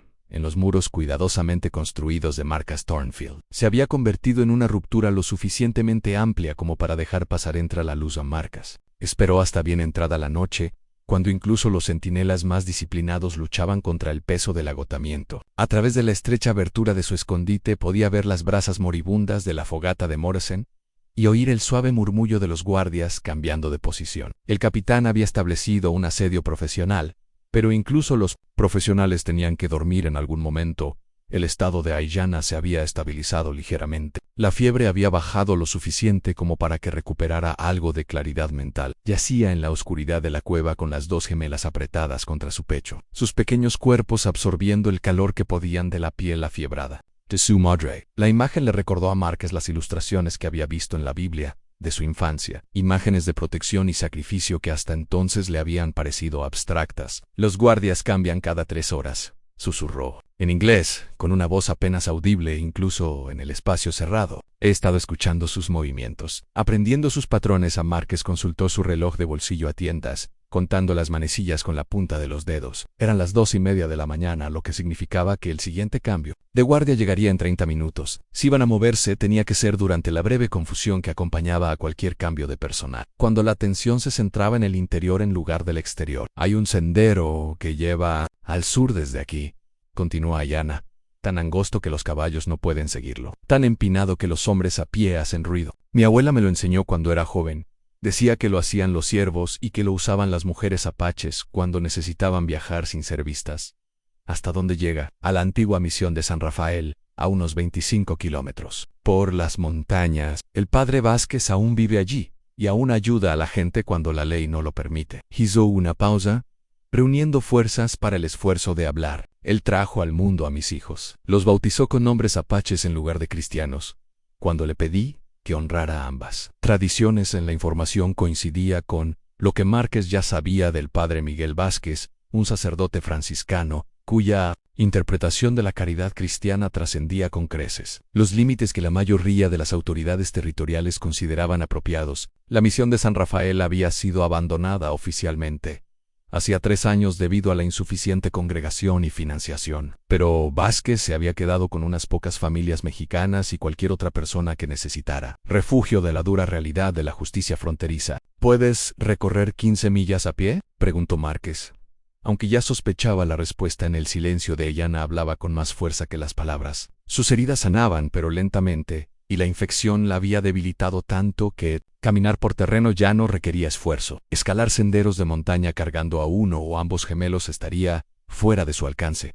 Posiblemente durante semana. Lo intentaré, dijo finalmente. Si la alternativa es dejar que Morrison se lleve a mis hijos, lo intentaré. Márquez tomó una decisión que habría parecido imposible al adentrarse en estas montañas. En lugar de intentar escapar de inmediato a la misión del padre Vázquez, encontraría la manera de eliminar la amenaza que representaba Morrison de forma permanente y completa. La lógica era bastante simple. Ante 7 hombres armados contra una mujer herida y 2 bebés, no era una lucha justa desde ningún punto de vista razonable, pero un pistolero experimentado contra 7 soldados demasiado confiados era una ecuación completamente distinta. Quiero que escuchen atentamente, dijo. En unos 20 minutos habrá mucho ruido proveniente del extremo norte de este cañón. Disparos, probablemente algunos gritos, sin duda suficiente conmoción para atraer a todos los hombres que Morrison ha. Cuando eso suceda, quiero que tomen a los gemelos y sigan ese sendero de ciervos hacia el sur, hacia la misión. ¿Qué pasa contigo? Te veo luego, después de encargarme de Morrison y sus hombres. Márquez empezó a revisar sus armas con la meticulosidad de un profesional que se prepara para un trabajo que requiere precisión absoluta. El padre Vázquez te cuidará hasta que llegue. Dile que te envía Márquez Thornfield, que te pido un favor de los viejos tiempos. Ayana estudió su rostro en la oscuridad, interpretando intenciones que no se había molestado en disimular. ¿Pretendes matarlos a todos? Me refiero a asegurarme de que no puedan hacerte daño ni a ti ni a nadie más. Nunca más. Márquez de inspeccionar sus armas y comenzó a avanzar hacia la entrada de la cueva. Morrison no sigue en Girá, irá a Ocasao. Tiene demasiado que perder si se corre la voz sobre lo que ha estado haciendo. La única manera de acabar con esto es acabar con él. 7 hombres. Márquez. Aunque seas tan bueno como dicen, 7 hombres son demasiados, quizás, pero no saben que voy, y no esperan una pelea con alguien que se supone que debería estar escondido por miedo. Se detuvo en la entrada de la cueva, mirando a la mujer y los niños que, de alguna manera, se habían convertido en su responsabilidad. Además, te hice una promesa. Pienso cumplirla. Márquez se coló por la estrecha abertura y comenzó su cuidadosa aproximación al extremo norte del cañón, donde Morrison había establecido su puesto de mando cerca de la posición más defendible. El capitán tenía demasiada experiencia para dormir al aire libre, pero también se había vuelto demasiado confiado tras meses de operaciones exitosas contra bandas apaches dispersas que no podían contraatacar con eficacia. No esperaba enfrentarse a alguien con el mismo entrenamiento y mayor motivación en las posiciones de guardia. Estaban justo donde Márquez las esperaba, ubicadas para cubrir las entradas del cañón, pero no los accesos verticales que requerían habilidades de escalada, de las que la mayoría de los soldados carecían. Ascendió por la pared del cañón, usando asideros tallados por siglos de viento y agua, moviéndose con el silencio paciente de un cazador que comprendía que apresurarse conduce a errores, y los errores a la muerte.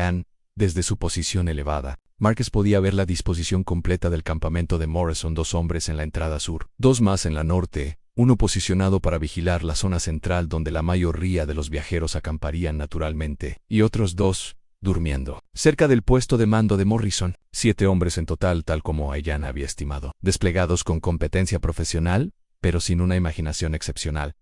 Marcus eligió con cuidado su primer objetivo. El guardia posicionado para vigilar el cañón central era el que probablemente interferiría con la ruta de escape de Ayanna. El hombre estaba alerta pero relajado, confiado en que su presa permanecía oculta y no representaba una amenaza inmediata. Murió con el cuchillo de Marcus entre las costillas, la hoja inclinada hacia arriba para perforar el corazón con precisión quirúrgica.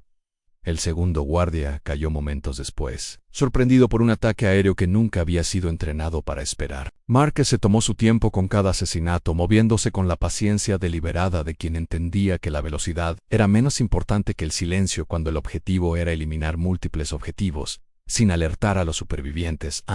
Cuando Morrison se dio cuenta de que algo andaba mal, la mitad de sus hombres estaban muertos y el resto dispersos por un terreno que favorecía al cazador sobre la presa. El grito de alarma del capitán resonó en las paredes del cañón, seguido del estruendo de los disparos, mientras los nerviosos soldados disparaban a las sombras y entre sí, en la confusión de un ataque nocturno que no podían comprender. Marcus aprovechó el caos, moviéndose de una posición a otra mientras los hombres supervivientes de Morrison desperdiciaban munición en objetivos que solo existían en su imaginación. La acústica del cañón imposibilitaba determinar el origen de las amenazas, convirtiendo cada sombra en un enemigo potencial y cada sonido en una señal de un ataque inminente.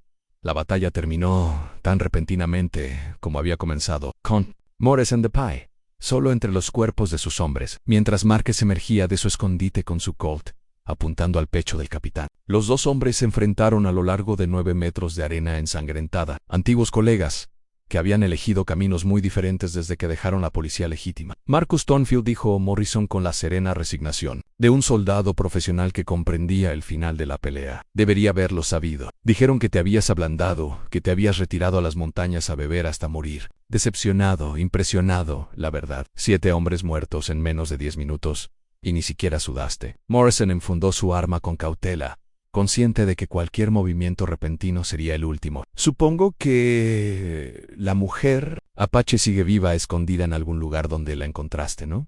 Ahora está bajo mi protección ella y los niños. Morrison rió, pero sin humor. Protección. Esa es una exageración, viniendo de un hombre que no pudo proteger a su propia esposa de un borracho rencoroso y con una escopeta cargada. Las palabras impactaron a Marcus como golpes físicos, desenterrando recuerdos que había pasado 3 años intentando enterrar. El rostro de Rebecca, pálido e inmóvil en las escaleras del juzgado donde David Crawford la había emboscado durante el testimonio de Marcus en el juicio por asesinato. El disparo de escopeta que le quitó la vida, como compensación por la negativa de Marcus a falsificar pruebas. La amarga certeza de que la justicia y la ley no eran lo mismo, y que a veces hacer lo correcto conllevaba consecuencias que ninguna persona decente debería tener que soportar. Rebecca no tiene nada que ver con esto, dijo Marcus con voz mortalmente tranquila, ¿no es cierto? Te retiraste de la policía porque no pudiste asumir la responsabilidad de proteger a quienes dependían de ti. Ahora le haces las mismas promesas a esa mujer Apache, preparándola para la misma decepción. Morrison negó con la cabeza con fingida compasión. Algunos hombres no están hechos para ser héroes, Marcus. Es mejor admitirlo ahora que esperar a otro funeral. Marcus sintió la familiar opresión en el pecho, el peso de la duda que lo había llevado de la civilización a un desierto donde la vida de los demás no podía ser su responsabilidad. Por un instante las palabras de Morrison resonaron con la verdad, confirmando todos los miedos que habían atormentado sus sueños durante 3 años. Entonces pensó en Ayanna, con fiebre y herida, pero aún luchando por proteger a sus hijos. En Tocoda y Quinta, vidas inocentes que merecían algo mejor que el mundo que Morrison representaba. En la promesa que había hecho en una cueva oculta. Palabras que parecían provenir de alguien más valiente de lo que jamás se había creído. La diferencia entre entonces y ahora, dijo Marcus, es que he aprendido la diferencia entre fallarle a la gente y que me falle un sistema que no merece su confianza.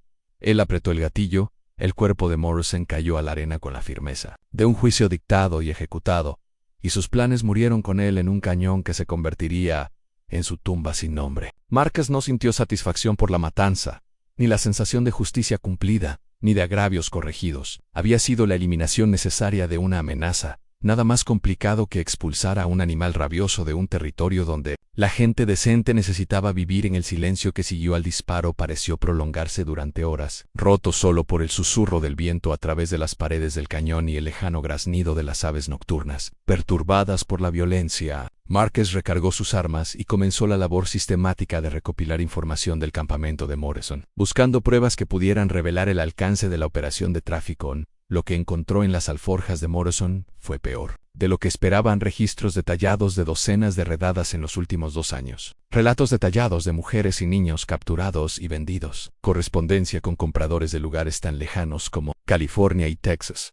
La operación había generado miles de dólares en ganancias mientras destruía comunidades enteras, todo al amparo de órdenes oficiales que jamás habían sido cuestionadas por las autoridades territoriales. Más inquietantes fueron las cartas de otros oficiales militares, funcionarios territoriales y empresarios civiles que habían proporcionado información, recursos y cobertura política a las actividades de Morrison. La corrupción se extendía mucho más allá de un solo capitán rebelde, alcanzando las más altas esferas del gobierno territorial y el mando militar. Desenmascararla requeriría más que la palabra de un alguacil retirado y una mujer apache, cuyo testimonio sería desestimado por cualquier tribunal del territorio. Márquez reunió los documentos más incriminatorios y los añadió a sus propias provisiones, pruebas que algún día podrían servir a la justicia si encontraba autoridades dispuestas a investigarlas. Luego se dedicó a la lúgubre tarea de deshacerse de los cuerpos, arrastrándolos hasta una profunda grieta en la pared del cañón, donde los carroñeros esparcirían los huesos hasta hacerlos irreconocibles.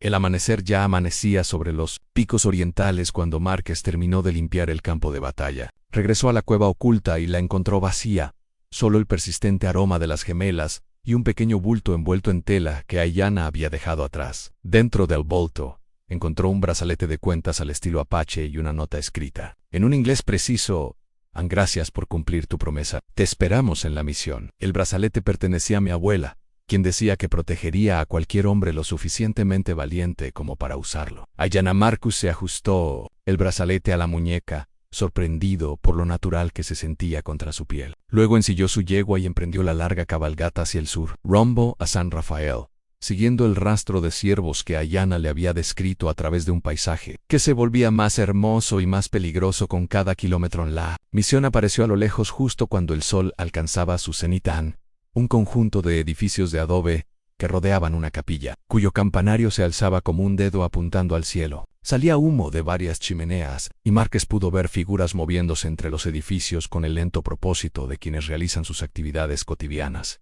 El padre Vázquez salió de la capilla mientras Márquez entraba al patio. Su rostro curtido se iluminó con una sonrisa de reconocimiento, a pesar de los 3 años transcurridos desde su último encuentro. El sacerdote era un hombre pequeño, con las manos callosas de alguien que trabajaba junto a su congregación en lugar de simplemente atenderla. Su túnica marrón estaba remendada y descolorida por el uso. Márquez Thornfield, dijo Vázquez en un inglés con acento, me preguntaba cuándo vendrías a cobrar el favor que te ganaste.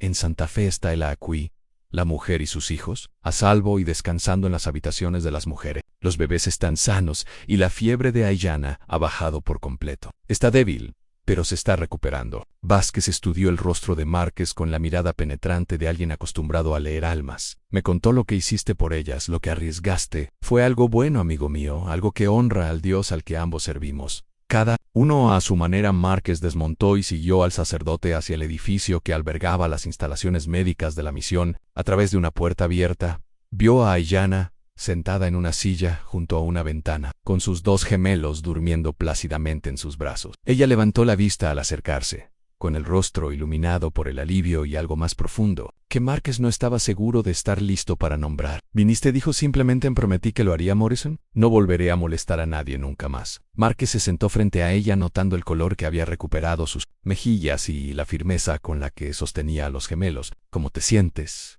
Más fuerte. El padre Vázquez ha sido muy amable y paciente con mis preguntas sobre quedarme aquí permanentemente. Hizo una pausa, estudiando su rostro. Sé que esta misión no puede ser mi hogar para siempre, que con el tiempo tendré que encontrar otro lugar para mí y mis hijos, pero por ahora me basta con sentirme segura. Márquez se dio cuenta de que le estaba dando la oportunidad de irse, de considerar su promesa cumplida ahora que ella y los gemelos estaban fuera de peligro inmediato. La idea debería haberle aliviado. Podría regresar a su cabaña en las montañas, retomar la vida solitaria que se había forjado, fingir que la última semana había sido una aberración en lugar de una revelación en Mentesis. En cambio, se encontró diciendo, he estado pensando en eso. En lo que viene después, quiero decir. Y mi cabaña no es gran cosa, pero es sólida, cálida en invierno, lo suficientemente grande para... Hizo una pausa, sin poder creer aún las palabras que se formaban en su mente. Lo suficientemente grande para una familia si es algo que consideras. La expresión de Ayanna no cambió, pero Márquez captó el sutil cambio en cómo sostenía a los gemelos, acercándolos un poco más, como si los protegiera de una posible decepción. Nos ofrece un hogar. Les ofrezco la oportunidad de ver cómo sería eso. Márquez se inclinó hacia adelante, eligiendo sus palabras con cuidado. No hablo de caridad ni de refugio temporal. Hablo de colaboración, de construir algo juntos que funcione para todos. El silencio se extendió entre ellos, lleno de preguntas, no formuladas y posibilidades que ninguno se había atrevido a considerar durante su desesperada huida por las montañas. Finalmente, Ayanna habló. Te dije que te serviría eternamente si salvabas a mis hijos, dijo. Pero servir no es lo mismo que colaborar. No lo es. Colaborar significa que ambos elegimos estar aquí, que ambos contribuimos a algo que construimos juntos. Márquez la miró directamente a los ojos. Te pregunto si quieres intentarlo. Ayanna miró a los gemelos dormidos y luego a Márquez con una decisión ya en su expresión. Sí, dijo, quiero intentarlo. Pasaron 3 semanas en la misión, antes de que el mundo exterior interrumpiera su fragile paz. Márquez había aprovechado el tiempo para recuperarse de heridas que no sabía que había sufrido durante la pelea con los hombres de Morrison. Mientras Ayanna recuperaba sus fuerzas y los gemelos crecían visiblemente gracias a una dieta de leche de cabra y la atención de las mujeres de la misión, había sido un respiro de la violencia y la incertidumbre, una oportunidad para explorar el significado de la colaboración cuando no estaba condicionada por las necesidades inmediatas de supervivencia. El padre Vázquez los casó en una ceremonia discreta, celebrada tanto en español como en apache, con los gemelos durmiendo plácidamente en brazos de Ayanna mientras ella pronunciaba los votos que la comprometían a un futuro en el que aún estaba aprendiendo a confiar. Márquez se sorprendió a sí mismo al solicitar la ceremonia, no por convicción religiosa, sino por reconocer que algunas promesas merecían el peso de un reconocimiento formal. La intrusión llegó en forma del alguacil adjunto Crawford. Juan llegó con una compañía completa de soldados territoriales y suficiente documentación oficial para requisar suministros de 3 condados. Crawford aparentaba más de sus 50 años, con el rostro marcado por el agotamiento permanente propio de 30 años de intentar hacer cumplir la ley en lugares donde el poder importaba más que la justicia. Márquez, dijo Crawford, tocándose el sombrero con la cautelosa cortesía de quien no está seguro de ser bienvenido. Oí que habías vuelto al territorio. Esperaba poder hablar contigo. Márquez salió del taller de la misión, donde había estado ayudando a reparar muebles dañados por las tormentas invernales. Tenía las manos manchadas de cera para madera y la camisa arremangada hasta los codos, presentando una imagen de satisfacción doméstica que pareció sorprender a Crawford. Más que cualquier exhibición de armas, Crawford que trae al mariscal territorial hasta San Rafael. Caso de personas desaparecidas. El capitán James Morrison y 6 soldados de Fort Union desaparecieron hace 2 semanas mientras perseguían apaches hostiles en la zona montañosa al norte de aquí. Crawford hizo una pausa, observando la expresión de Marcos en busca de alguna reacción reveladora. Lo último que se supo de ellos fue que estaban siguiendo huellas hacia el Cañón del Diablo. Zona peligrosa, observó Márquez. Es fácil perderse si no se conoce el terreno. Eso pensé al principio, pero luego empezaron a llegar informes de otros sectores. Historias que no cuadraban del todo con la narrativa oficial. Crawford señaló a su escolta montada,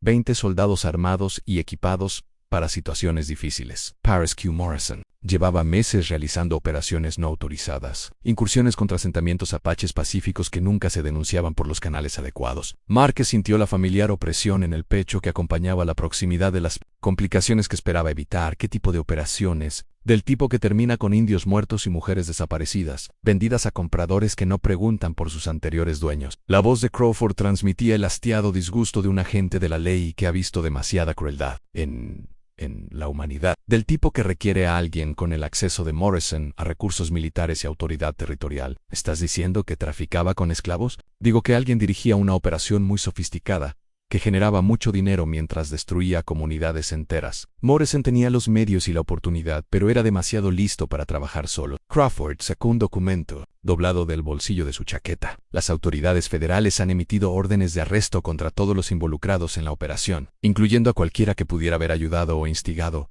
la trata de mujeres y niños nativos americanos. La amenaza implícita flotaba entre ellos como el humo de un fuego extinguido. Crawford le ofrecía a Marcus una opción: cooperar con la investigación federal proporcionando información sobre el destino de Morrison, o enfrentarse a un interrogatorio que podría exponer a Ayanna y a las gemelas a un escrutinio oficial, del que probablemente no sobrevivirían. ¿Qué me estás preguntando exactamente, Crawford? Le pregunto si sabe algo sobre lo que les pasó a Morrison y sus hombres. Le pregunto si ha visto alguna evidencia de la operación de tráfico que dirigía. Y le pregunto si conoce el paradero de alguna mujer apache que pudiera haber escapado de su cautiverio ilegal. La mirada de Crawford se dirigió hacia los edificios de la misión, donde el humo se elevaba de las fogatas y las voces de los niños se escuchaban en la brisa de la tarde. Le pregunto como amigo, con la esperanza de que nos facilite esto a ambos. Marcus consideró sus opciones con el cálculo preciso de quien entendía que las decisiones equivocadas traían consecuencias irreparables. Podía negar el destino de Morrison, alegar desconocimiento de la operación de tráfico y esperar que Crawford aceptara su palabra sin insistir en el asunto. Era la opción segura, la que protegía a Ayanna y a las gemelas de la atención oficial, manteniendo en secreto la participación de Marcus, pero también fue la decisión que permitió a otros Morrison operar con impunidad. Locu Dejoe, investigación federal, sin las pruebas necesarias para exponer el alcance total de la conspiración. Los documentos que Marcus había tomado del campamento de Morrison podían identificar a docenas de otros participantes, proporcionar pruebas de crímenes que se extendían por múltiples territorios y ofrecer justicia a comunidades devastadas por la depredación sistemática. Sé lo que le pasó a Morrison, dijo Marcus finalmente. Lo maté. La expresión de Crawford no cambió, pero Marcus captó una sutil relajación de la tensión que sugería que el alguacil esperaba precisamente esa respuesta. ¿Defensa propia? Defensa ajena. Estaba persiguiendo a una mujer apache y a sus hijos gemelos, planeando venderlos a compradores en California en Intervine. Marcus hizo una pausa, eligiendo cuidadosamente sus siguientes palabras. La mujer ahora es mi esposa. Los niños están bajo mi protección. Ya veo. Crawford miró hacia la capilla de la misión, donde el sonido de las oraciones vespertinas se filtraba por las ventanas abiertas. ¿Y los hombres de Morrison? Muertos han todos. Eligieron luchar, en lugar de rendirse cuando les di la oportunidad. Testigos, mi esposa, el padre Vázquez, la documentación federal que necesitarán para probar los crímenes de Morrison. Marcus señaló hacia los edificios de la misión. Todo lo que necesitan para construir un caso que satisfaga a sus superiores y ponga a los supervivientes de la operación tras las rejas, donde deben estar. Crawford asintió lentamente. Su rostro curtido reflejaba el alivio de quien había encontrado la solución a un problema que lo había mantenido despierto por las noches. Necesito declaraciones formales de todas las partes, copias de los documentos que hayan recuperado y relatos detallados de los crímenes que presenciaron. No los tendrás. Pero quiero algo a cambio. Nómbralo. Indultos completos para mi esposa y sus hijos, reconocimiento federal de su estatus legal como residentes territoriales y garantía de que no serán reubicados ni confinados en la reserva. Marcus miró a Crawford directamente a los ojos. Ya han sufrido bastante a manos de los funcionarios del gobierno. No permitiré que vuelva a suceder. Listo.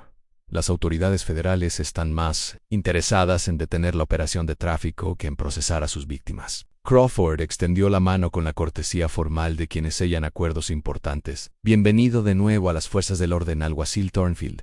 No voy a volver, Crawford. Esto fue personal, no profesional quizás, pero es el único hombre en el territorio con las habilidades y la experiencia necesarias para rastrear al resto de la red de Morrison. La investigación federal necesitará a alguien que entienda cómo funcionan estas operaciones, alguien a quien los criminales supervivientes respeten lo suficiente como para temerle. Crawford hizo una pausa, dejando que la insinuación se asentara. Alguien con la motivación personal de que se haga justicia. Marcus sintió el peso familiar de la responsabilidad apoderándose de sus hombros, como una capa que creía haber desechado para siempre. La decisión inteligente fue rechazar la oferta implícita de Crawford y permanecer en la misión con Ayanna y las gemelas, mientras otros lidiaban con las consecuencias más graves de los crímenes de Morrison. Era la opción segura, la que priorizaba la felicidad personal sobre el deber público.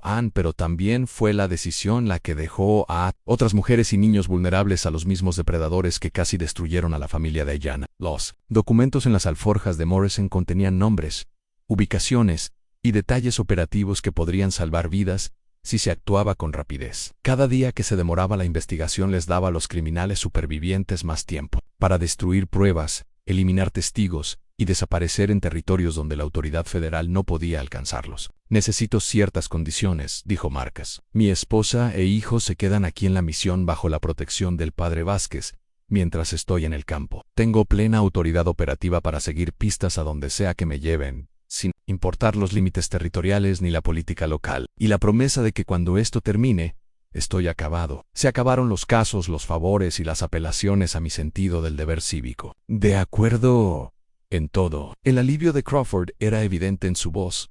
¿Cuándo estará listo para viajar? Dame esta noche para explicarle la situación a mi familia. Estaré listo al amanecer. Esa noche, Marcus se sentó con Ayanna en el jardín de la misión mientras las gemelas jugaban con juguetes de madera tallada que el padre Vázquez les había hecho. El sol poniente teñía las paredes de adobe de tonos dorados y rojos, creando la atmósfera apacible que podría haber adornado una pintura religiosa que representara a la Sagrada Familia en el exilio. Tienes que irte, dijo Ayanna sin preámbulos, sin que su voz transmitiera acusación ni resentimiento. Hay otros como Morrison, otros que roban niños y venden mujeres. Tú eres la única que puede detenerlos. No tengo que hacer nada. Podría decirle a Crawford que busque a otro hombre para el puesto, que se quede aquí contigo y los gemelos, que construya la vida de la que hablamos. Marcus le tomó la mano, encontrando consuelo en la calidez familiar de su tacto. Queero quedarme, pero no lo harás, porque no eres el tipo de hombre que puede ignorar el sufrimiento cuando tiene el poder de evitarlo. Ayanna sonrió con la comprensión de quien ha aprendido a leer el corazón de los demás por necesidad. Es una de las razones por las que te amo,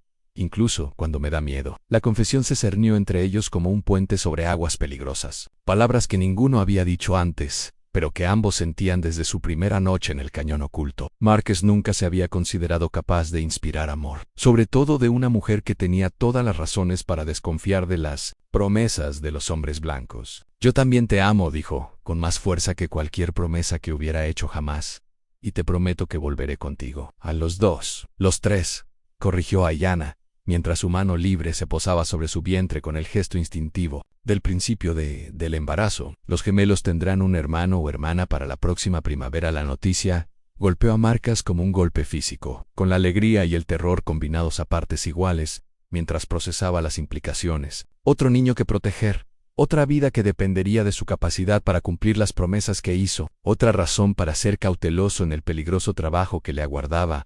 ¿Estás seguro? Llevo una semana con la certeza, pero quería esperar a que se fueran los soldados para decírtelo. No quería que saberlo influyera en tu decisión de colaborar con la investigación.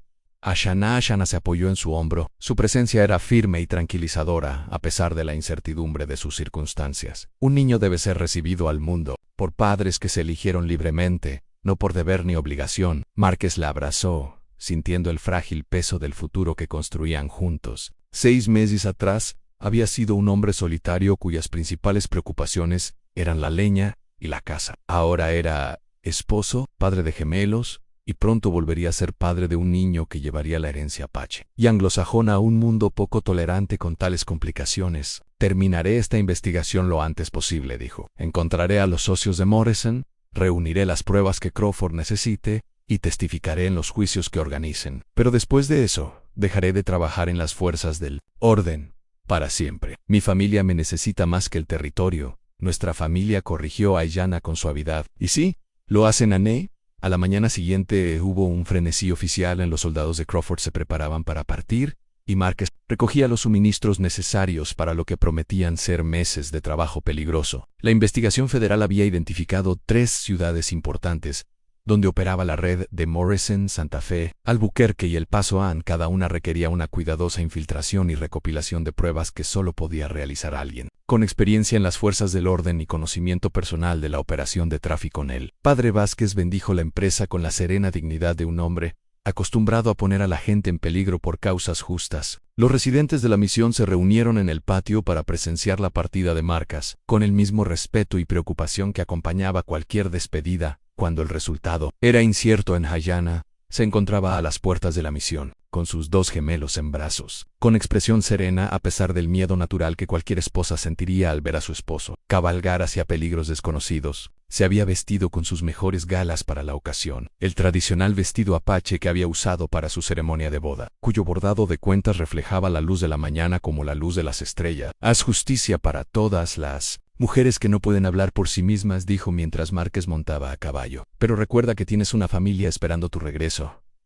No lo olvidaré, prometió Márquez, y no correré riesgos innecesarios. Esto es investigación, no búsqueda de gloria bien. La gloria es para los jóvenes que no tienen nada que perder. Tú tienes todo que perder ahora.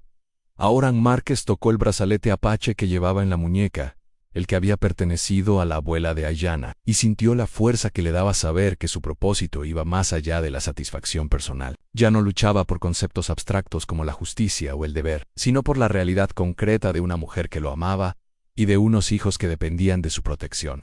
Mientras se alejaba de la misión, Márquez llevaba consigo el peso de las promesas que transformarían su comprensión de lo que significaba ser un hombre digno de ser amado. La investigación que se avecinaba pondría a prueba sus habilidades como agente de la ley, pero la prueba más importante sería mantener la fe en la familia que había elegido, cuando podría haber elegido la soledad tras él. Ayanna observó hasta que caballo y jinete desaparecieron en el cálido resplandor de la mañana del desierto, protegiéndose los ojos con una mano y con la otra, protegiendo la nueva vida que crecía en su interior. Había hecho sus propias promesas durante la ceremonia de su boda, palabras que la comprometían a confiar en un futuro que permanecía en gran parte sin escribir. Ahora, todo lo que quedaba era esperar, criar a los hijos que compartían y creer que el amor era lo suficientemente fuerte como para traer a casa a un buen hombre de la oscuridad que había viajado para mantener a otros a salvo 8 meses después. Márquez regresó a la misión de San Rafael mientras las primeras nieves empezaban a cubrir las cimas de las montañas de sangre de Cristo. Cabalgaba lentamente, no por lesiones ni agotamiento, sino por la cuidadosa reflexión de un hombre que se acercaba al momento más importante de su vida. La investigación federal lo había llevado a recorrer 3 territorios y tribunales en 5 ciudades importantes. Pero ahora había terminado. Los miembros supervivientes de la red de Morrison estaban muertos o cumpliendo condenas que los mantendrían en prisión hasta que la vejez los reclamara la misión Lucía, diferente bajo la luz dorada del atardecer, más próspera y tranquila, que cuando se fue, se habían construido nuevos edificios durante su ausencia, incluyendo una escuela donde el padre Vázquez enseñaba a leer y escribir a niños de los asentamientos mexicanos circundantes. El humo se elevaba de una docena de chimeneas, con los aromas mezclados de fogatas, y la promesa de cálidos hogares esperando a sus ocupantes. San Marcos había escrito regularmente durante sus viajes, cartas enviadas por comerciantes y correos militares, que mantenían a Ayanna informada de su progreso y ubicación. Sus respuestas le habían llegado a El Paso, Santa Fe y Denver, actualizaciones sobre el desarrollo de las gemelas y el crecimiento del niño que llevaba en su vientre, palabras de amor y aliento que lo sostuvieron en la oscura tarea de rastrear depredadores humanos en sus hábitats naturales. Pero las cartas eran malos sustitutos de la presencia, y 8 meses era mucho tiempo para estar lejos de quienes te necesitaban. Al acercarse a las puertas de la misión, Márquez sintió la familiar opresión en el pecho que le producía reconocer cuánto podía cambiar mientras su nombre estaba ocupado con otras responsabilidades. El padre Vázquez salió de la capilla, mientras Márquez desmontaba, con una sonrisa de genuina bienvenida en su rostro curtido. El sacerdote parecía Mayo R., pero más sano de lo que Márquez recordaba. Su túnica marrón estaba limpia y bien remendada, y sus manos mostraban callos del reciente trabajo físico. Marcus Thornfield, dijo Vázquez en un inglés con acento, regresas en el momento perfecto. Tu hijo nació hace 3 días, sano y fuerte como su padre. Las palabras impactaron a Márquez como un golpe físico. La alegría y el alivio se combinaron con la culpa de haberse perdido el nacimiento de su hijo. Sabía que el momento estaría cerca cuando salió de Denver para la última etapa de su viaje a casa, pero esperaba llegar antes de que Ayanna entrara en labor de parto. ¿Cómo está ella? ¿Cómo están todos? Cansada pero bien. El parto fue difícil pero no peligroso, y contó con la ayuda de 2 parteras experimentadas de familias mexicanas. Vázquez señaló hacia las habitaciones de las mujeres, donde la luz de las lámparas brillaba cálidamente a través de las ventanas enmarcadas por jardineras cuidadosamente cuidadas. Ha estado pendiente de ti todas las noches desde la primera nevada, aunque intentó ocultar su preocupación tras el trabajo práctico. Márquez siguió al sacerdote por el patio de la misión, observando las mejoras realizadas durante su ausencia. El pozo se había profundizado y se le había instalado un nuevo molino de viento. El jardín se había ampliado con árboles frutales que proporcionarían alimento durante años. Las paredes de adobe se habían reforzado y encalado hasta que brillaron como hueso pulido a la luz mortecina. La misión ha prosperado, observó Márquez. Su esposa ha sido de gran ayuda para nuestra comunidad. Habla 3 idiomas, conoce la medicina tradicional apache y tiene un don para organizar a la gente en torno a proyectos comunes. Vázquez se detuvo en la entrada del alojamiento de las mujeres, pero sobre todo creo que ha estado preparando un lugar donde su familia pueda sentirse realmente como en casa, A Márquez comprendió la implicación. Ayana había estado usando su tiempo en la misión no solo para esperar su regreso, sino para sentar las bases de la vida que construirían juntos al terminar la investigación. Había estado planeando su futuro con la misma atención que antes había empleado para proteger a sus hijos de los hombres de Morrison. La puerta se abrió antes de que Márquez pudiera llamar, revelando la silueta de Ayana recortada contra la cálida luz de la habitación. Parecía distinta a como la recordaba, más madura. Su rostro reflejaba la serena confianza de una mujer que había sorteado con éxito meses de responsabilidad. Sin perder la fe en la incertidumbre, regresaste, dijo simplemente, las mismas palabras que había pronunciado en el cañón oculto cuando regresó de eliminar la amenaza de Morrison. Prometí que lo haría. Ella se hizo a un lado para dejarlo entrar y Márquez los vio a todos juntos, por primera vez. Antacoda y Quinta, ahora caminando con paso firme y charlando en la mezcla de apache, español e inglés que parecía natural para los niños criados en hogares multilingües, y durmiendo plácidamente en una cuna tallada en madera de pino, un bebé tan pequeño y perfecto que Márquez sintió que se le cortaba la respiración. Se llama Miguel, dijo Ayana, siguiendo su mirada hacia el bebé dormido, por el padre Vázquez, quien nos ha mostrado tanta bondad, y por mi abuelo, quien me enseñó que la fuerza proviene de saber cuándo luchar. Y cuando construirán Márquez, se acercó a la cuna con la cuidadosa reverencia de quien comprendía que presenciaba un milagro. El bebé tenía el cabello y la piel oscuros de Ayana, pero algo en la forma de su rostro sugería rasgos que, al crecer, le recordarían a su padre, un niño que llevaría con orgullo ambas herencias, suponiendo que el mundo le diera la oportunidad. ¿Puedo?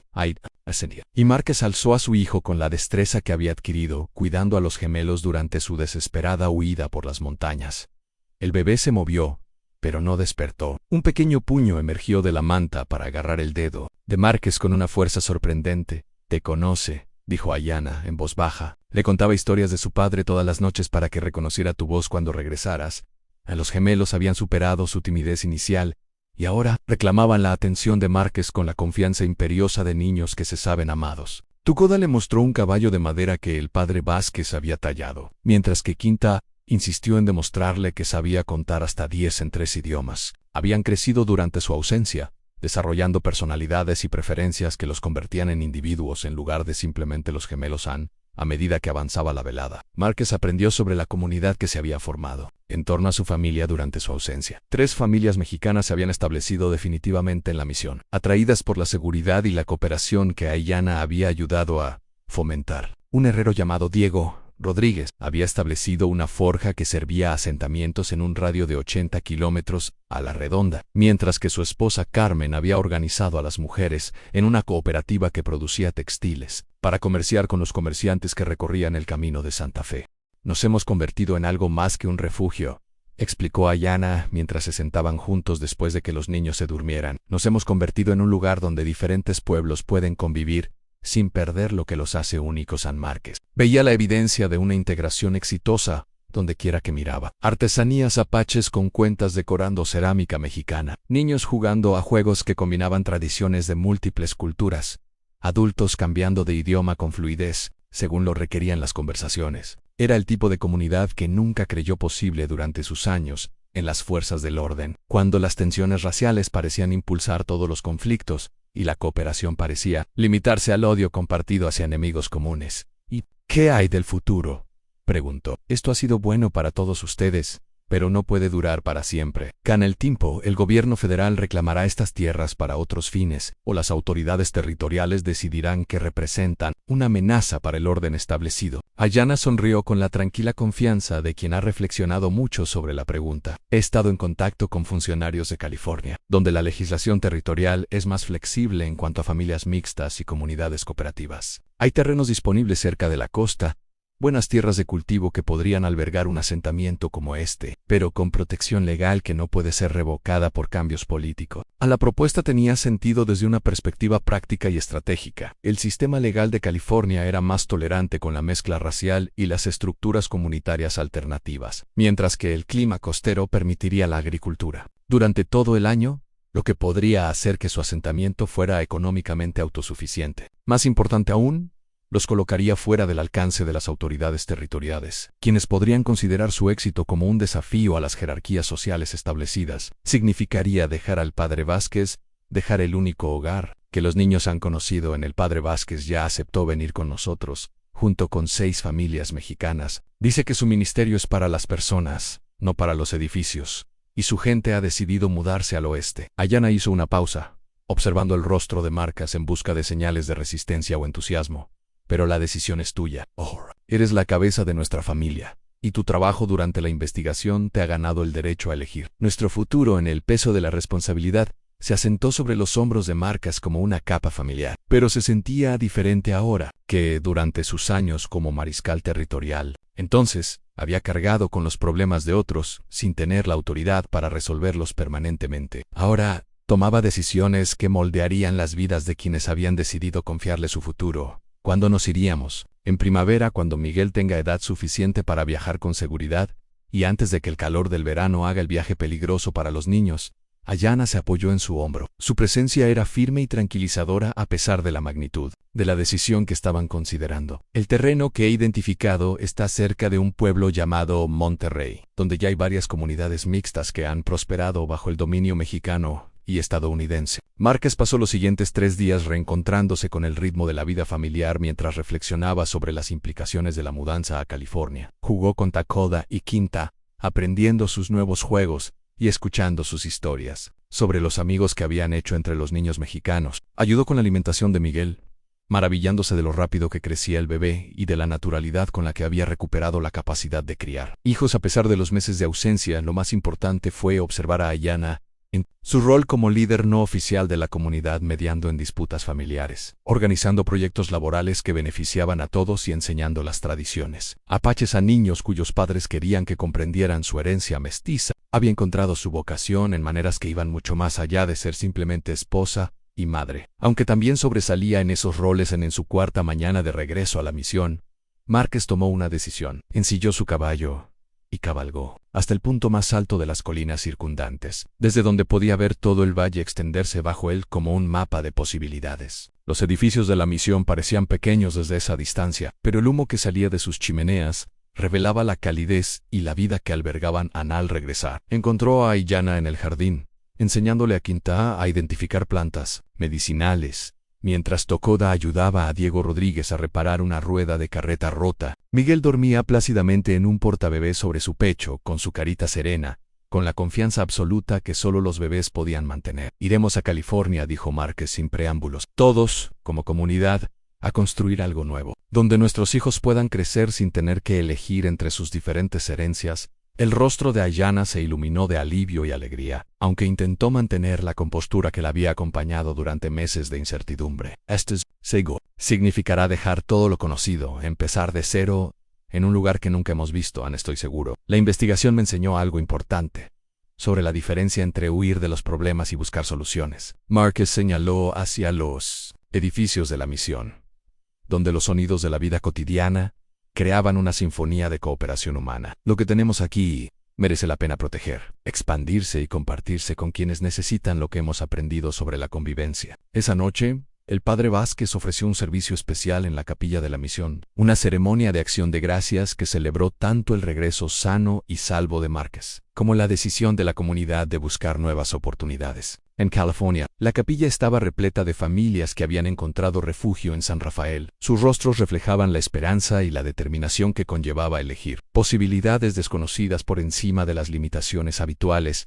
Con la llegada de la primavera, los preparativos para la partida se convirtieron en una gran aventura, más que en una huida desesperada. Se compraron y equiparon 3 carros para el viaje, se seleccionó ganado tanto para el viaje como para la cría, y se reunieron provisiones para establecer un nuevo asentamiento en un territorio desconocido. A los niños consideraron la inminente mudanza como el comienzo de una historia emocionante, haciendo un sinfín de preguntas sobre California y planeando las nuevas casas que construirían. Takoda anunció su intención de ser entrenador de caballos como su tío Diego Rodríguez Z, mientras que Quinta declaró que sería maestra como el padre Vázquez, pero con clases impartidas en 4 idiomas en lugar de 3 en Miguel. Ahora de 6 meses y próspero, no tendría recuerdos de la misión en San Rafael, pero Márquez y Ayanna se aseguraron de documentar su tiempo allí con cartas y dibujos que lo ayudarían a comprender sus orígenes cuando tuviera la edad suficiente para hacer preguntas sobre la historia familiar. En la mañana de su partida, Marcas se quedó en las puertas de la misión por última vez, sosteniendo a Miguel mientras Ayana supervisaba la carga de su carreta. Los gemelos viajaron con Diego Rodríguez, charlando con entusiasmo sobre las montañas que cruzarían y el océano que finalmente verían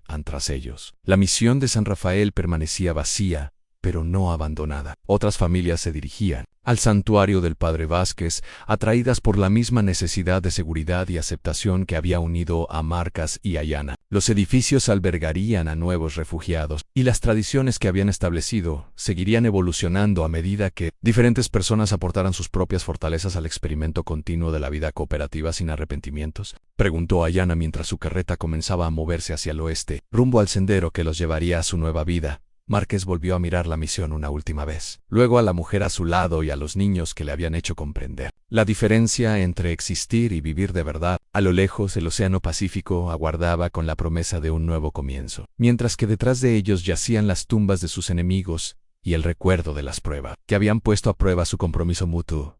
No me arrepiento, Teo. Solo estoy agradecido por la oportunidad de construir algo mejor mientras la caravana desaparecía en el calor radiante del desierto matutino. Marcus Thornfield llevaba consigo el conocimiento de que algunas promesas valían la pena cumplir, sin importar lo que costaran, y que el amor era realmente lo suficientemente fuerte para transformar a los hombres solitarios en los padres y esposos que sus familias merecían.